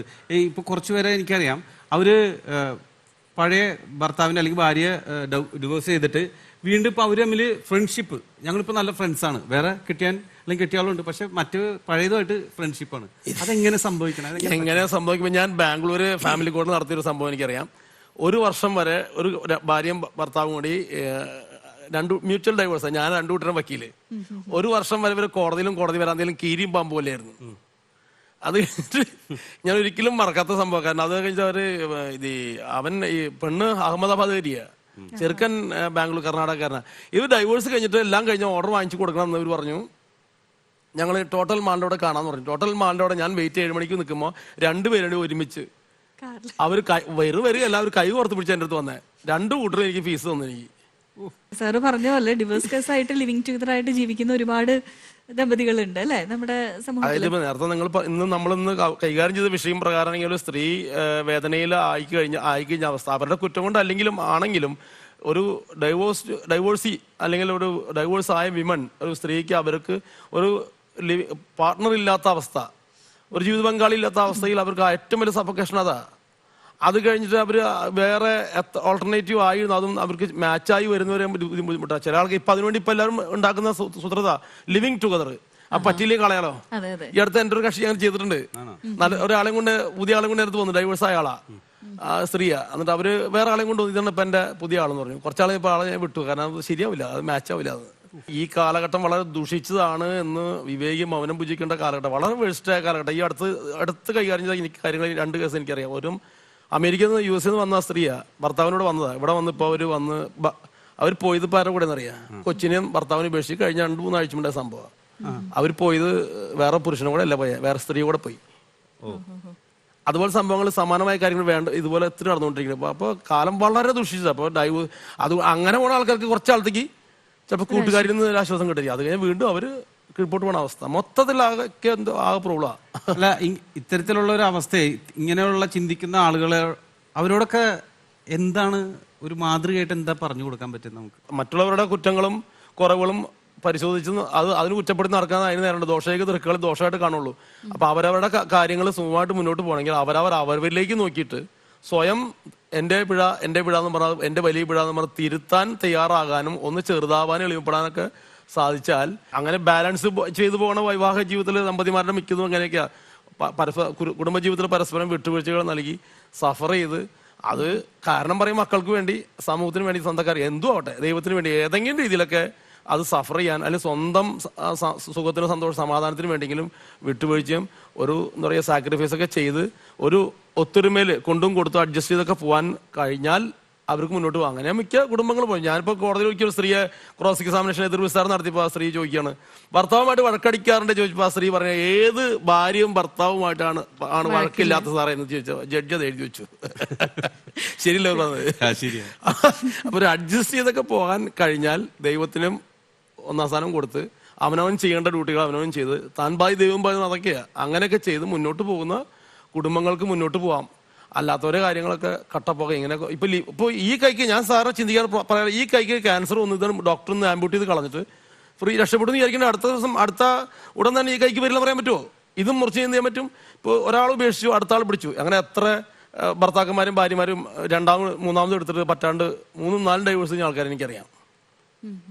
ഇതെല്ലാം നല്ലത് അതാണെന്ന് ചിന്തിച്ച് അക്കരെ പച്ച ഇത് കിട്ടിയാലും സംതൃപ്തിയില്ല, പോയി കഴിയുമ്പോൾ ഇതിലും ഭേദം അതായിരുന്നു എന്നുള്ള ചിന്തകളൊക്കെ. അപ്പൊ മാറേണ്ടത് അവരവരാ. എന്തായാലും വളരെ സന്തോഷം. എന്തായാലും ഒരു ലീഡിംഗ് അഡ്വക്കേറ്റ് ആണ് പറഞ്ഞത്, ദൈവത്തെ മുൻ സ്ഥാനം കൊടുത്തു കഴിഞ്ഞാൽ എല്ലാം ക്ലിയർ ആവും. ഞാൻ എന്റെ അനുഭവം ഒത്തിരി കക്ഷികളുടെ കാര്യങ്ങൾ ഡീൽ ചെയ്ത അവസ്ഥകൾ ഞാൻ പറഞ്ഞതാണ്. കാരണം ദൈവത്തിന് ഫസ്റ്റ് പ്രിഫറൻസ് കൊടുക്കുക, 2ാമത് നമ്മൾ ചെയ്യേണ്ട ഡ്യൂട്ടി ചെയ്യുക. അപ്പൊ താൻ ബാധി ദൈവം ബാധി. ആളുകൾ അവരവരുടെ മെച്ചമുള്ള കാര്യങ്ങൾ താൻ ബാധി ദൈവം എന്ന് പറയും. ഇതാണ് നമ്മൾ പ്രൈമായിട്ട് ചെയ്യണം. നമ്മുടെ സ്വഭാവ രൂപീകരണം നേരത്തെ പറഞ്ഞിട്ട് എളിമപ്പെടാനും സഹിക്കാനും ക്ഷമിക്കാനും പൊറുക്കാനും മറക്കാനും ഇങ്ങനെ ബാലൻസ് ആയിട്ടൊരു ജീവിതം ഒക്കെ ആയിട്ട് മുന്നോട്ട് പോകാൻ അല്ലാതെ മുന്നോട്ട് പോകത്തില്ല. ഒരു അസ്വസ്ഥത ഇപ്പൊ എനിക്കുണ്ടായാൽ എനിക്ക് എൻ്റെ കുടുംബജീവിതത്തിൽ അസ്വസ്ഥ ഉണ്ടാവും, മൊത്തം എൻ്റെ ഭാര്യയ്ക്കും മക്കൾക്കും ഉണ്ടാവും. അപ്പൊ ഞാൻ അത് അസ്വസ്ഥത ഒഴിവാക്കാനുള്ള മാർഗങ്ങൾ അവലംബിച്ചാൽ എൻ്റെ ഭാര്യയും എൻ്റെ മക്കളും ഒക്കെ ആയി ആ ഒരു സമാധാനമായിട്ട് പോകും. അവിടെ പിന്നെ അവിടെ ഗ്യാപ്പ് വരില്ല.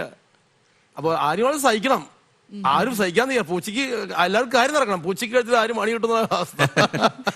വക്കീല് പറഞ്ഞ വളരെ കറക്റ്റ്. അതേ കൂടെ ഉണ്ടെങ്കിൽ ഈ പറഞ്ഞ സ്നേഹം ഉണ്ടാവും, സഹിക്കാനുള്ള മനസ്സുണ്ടാവും, ക്ഷമയുണ്ടാവും, എല്ലാം എളിമ ഉണ്ടാവും, എല്ലാം ഉണ്ടാവും. ഇതൊന്നും ഇല്ലാത്തതാണ് ഇന്നത്തെ ഡിവോഴ്സിന്റെ ഏറ്റവും വലിയ പ്രശ്നം. കേരളത്തിലെ എല്ലാ ആളുകളും ഇത്തരം ബുദ്ധിമുട്ടുകൾ അനുഭവിക്കുന്ന എല്ലാവരും ഇത് മനസ്സിലാക്കണം, ഈ വാക്കുകൾ കേൾക്കണം, അത് ജീവിതത്തിൽ പ്രാവർത്തികമാക്കാൻ ശ്രമിക്കണം, ദൈവത്തെ കൂട്ടുപിടിച്ച്, അല്ലേ? അപ്പോൾ വക്കീലിന് നമുക്ക് നല്ലൊരു മൊമെന്റോ നൽകാനായിട്ട് നമ്മുടെ അച്ഛനെ വിളിക്കാം, നമുക്ക് ക്ഷണിക്കാം. അപ്പൊ നമ്മുടെ സിറിയക് സാറിന് ഗുഡ്നസ് ടിവിയുടെ ഒരു സ്നേഹോപഹാരം നൽകുന്നതിനായിട്ട് മനസ്സൊരു മലർവാടിയിലേക്ക് ഞാൻ സ്വാഗതം ചെയ്യാണ് നമ്മുടെ ഗുഡ്നസ് ടിവിയുടെ ചെയർമാൻ ഫാദർ പോൾ പൊതുവ. അച്ഛനെ സ്വാഗതം ചെയ്യാം. നമസ്കാരം അച്ഛാ. നമസ്കാരം അച്ഛാ. ഡിവോഴ്സാണ് നമ്മുടെ ഒരു വലിയ വിഷയമല്ല, കേട്ട് മടുത്തു കേരളത്തിൽ. അടുത്ത വിഷയമാണ്. നമ്മളും ഇത് കൈകാര്യം ചെയ്തിട്ടുണ്ട്. എനിക്കൊന്ന് അഡ്വക്കേറ്റ് വർഗീസ് തന്നെയാണ് അത് അന്നും എടുത്തതെന്ന് തോന്നുന്നു. പക്ഷെ അത് വേറൊരു വശമാണ് നമ്മൾ കൈകാര്യം ചെയ്യുന്നത്. അതെ അതെ. ഇന്നത്തെ വിഷയം എന്ന് പറയുന്നത് ഒരു പ്രത്യേകമായിട്ടുള്ള ഒരു വിഷയം. അവിടെ ആ പെൺകുട്ടി അവളുടേതല്ലാത്ത കാരണം കൊണ്ട്, ഭർത്താവിൻ്റെതായ കാരണം കൊണ്ട് ഡൈവോഴ്സ് ആകേണ്ടി വന്നൊരു സാഹചര്യമാണ്. നമുക്ക് ആദ്യം അഡ്വക്കേറ്റ് പറഞ്ഞ ഒരു കാര്യമുണ്ട്. ഡൈവോഴ്സ് എന്ന് പറയുന്ന അതിനെ തന്നെ നമ്മൾ എങ്ങനെയാണ് കാണേണ്ടത് എന്നുള്ളതാണ് ഒന്നാമത്തെ കാര്യം. അതിനുശേഷം നമുക്ക് ഈ ഒരു പർട്ടിക്കുലർ കേസിലേക്ക് വരുമ്പോൾ ഞാനൊരു വേറൊരു ആംഗിളിലൂടെയാണ് അത് നോക്കിക്കാണുന്നത്. നിസ്സാരവൽക്കരിക്കപ്പെടുന്നുണ്ട് ഇന്ന് ഈ ഡൈവോഴ്സ് എന്ന് പറയുന്നത്. എനിക്ക് തോന്നുന്നു അഡ്വക്കേറ്റ് അത് സൂചിപ്പിച്ചെന്ന് തോന്നുന്നു. വളരെ ചെറിയ കാരണങ്ങൾക്ക് ഡൈവോഴ്സ് നായിട്ട് പോവുക, അതിന് കോടതിയെയും അതിനുള്ള സ്ഥാപനങ്ങളെയൊക്കെ സമീപിക്കുക എന്നുള്ളൊരു രീതിയിലേക്ക് നമ്മുടെ ചിന്ത മാറിപ്പോവുകയാണ്.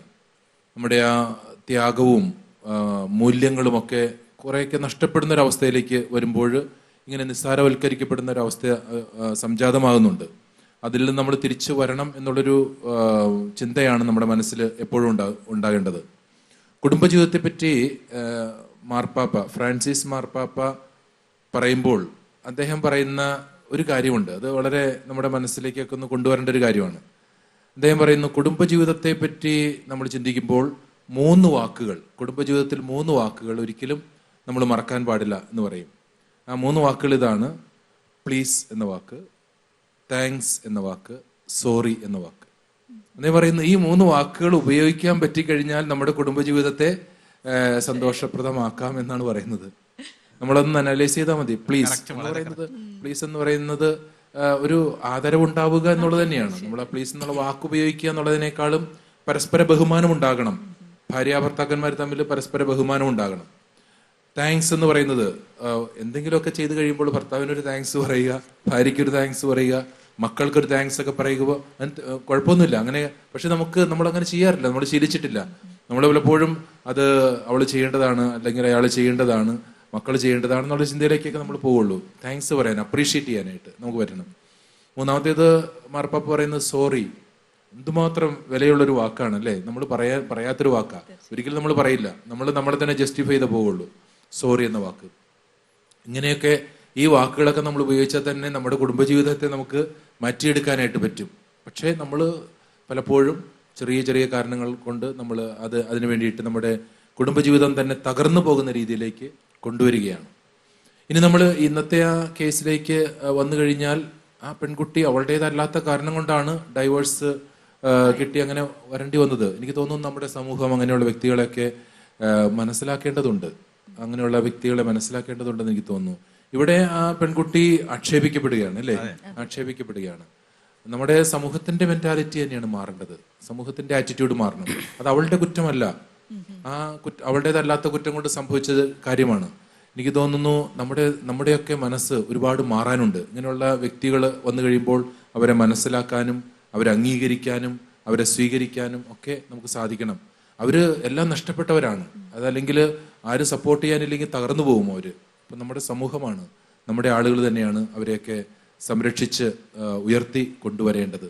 തീർച്ചയായിട്ടും നല്ലൊരു സബ്ജക്റ്റ് നമ്മൾ എടുത്തു. മണലച്ചനും അഡ്വക്കേറ്റും നമുക്ക് നല്ല കാര്യങ്ങളെല്ലാം പറഞ്ഞു തന്നു. നമ്മുടെ പ്രേക്ഷകർക്കും അത് നല്ല രീതിയിൽ മനസ്സിലായിട്ടുണ്ട്. തീർച്ചയായിട്ടും ഇതുപോലെയുള്ള ഏതെങ്കിലുമൊക്കെ സാഹചര്യം വന്നു കഴിഞ്ഞാൽ അതനുസരിച്ച് മനസ്സിലാക്കാനും ആ വ്യക്തികളെ അംഗീകരിക്കാനും ഒക്കെ നമുക്ക് സാധിക്കട്ടെ എന്നുള്ളൊരു ആശംസയോടെ ഞാൻ എൻ്റെ വാക്കുകൾ നിർത്തുകയാണ്. താങ്ക് യു അച്ഛാ, താങ്ക് യു അച്ഛാ. അച്ഛനോട് പറഞ്ഞപ്പോൾ അച്ഛൻ്റെതായ രീതിയിലുള്ള ഒരു തിങ്കിങ് കൂടി വന്നപ്പോൾ ഇത് പൂർണ്ണമായി സത്യം പറഞ്ഞാൽ. എന്തായാലും നമ്മുടെ സിറിയക് സാറിന് അച്ഛൻ നമ്മുടെ മനസ്സൊരു മലവരുടെ ഒരു മൊമെന്റ് നൽകാം.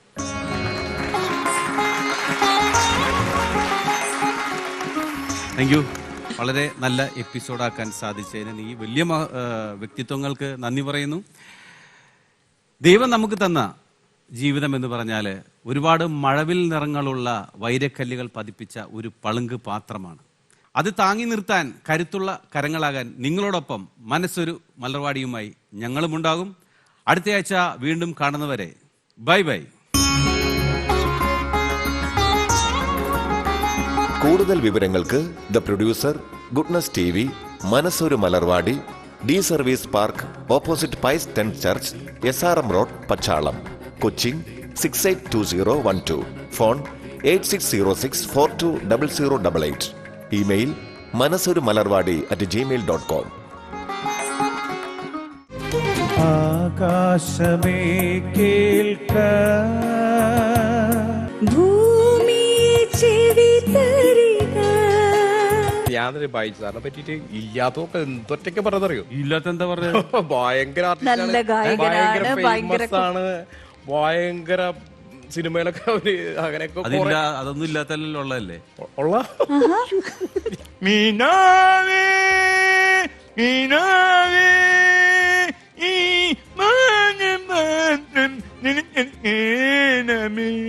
അപ്പന് പ്രമേഹമുണ്ട്, മകന് പ്രമേഹം ഉണ്ടാകാനുള്ള സാധ്യത അല്ലെങ്കിൽ പ്രവണതയുള്ളൂ, ഉണ്ടാകുന്ന നിർബന്ധമൊന്നുമില്ല. ഇവിടെ അങ്ങനെ പേടിക്കേണ്ട കാര്യമൊന്നുമില്ല. ഇത് ജനറ്റിക് പ്രോബ്ലം അല്ല. പ്രത്യേകിച്ച് മാനസികമായിട്ടൊരു വീക്കായിട്ടുള്ള ഒരു കുട്ടിയാണെന്നുണ്ടെങ്കിൽ അന്നേരം തന്നെ ഒരു ഉൾവലിച്ചിലും ഒരു അപകർഷതാ ബോധമൊക്കെ വന്ന് ഉള്ളിലോട്ട് ഒതുങ്ങി നിൽക്കുന്ന ഒരു വ്യക്തിത്വമായിട്ടൊരു ലേറ്റർ ലൈഫിലേക്ക് മാറുന്ന ഒരു കാര്യം നമ്മൾ കാണാറുണ്ട്. സമൂഹം അവരെ സപ്പോർട്ട് ചെയ്യുക, പിന്നെ അവരെ കളിയാക്കാതെ അവരെ ഒറ്റപ്പെടുത്താതെയൊക്കെ ശ്രദ്ധിക്കുക.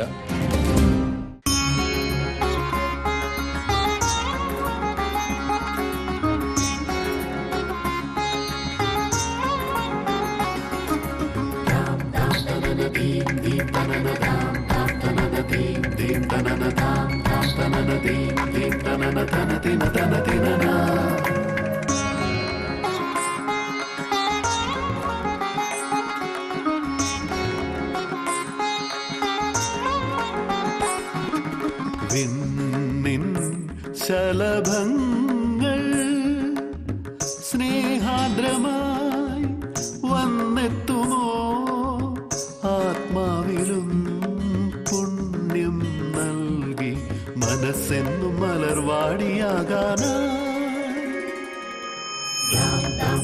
ദീം ദീം തനന ദാം ദാം തനന ദീം ദീം തനന ദാം ദാം തനന ദീം ദീം തനന തന തിന തന തിന.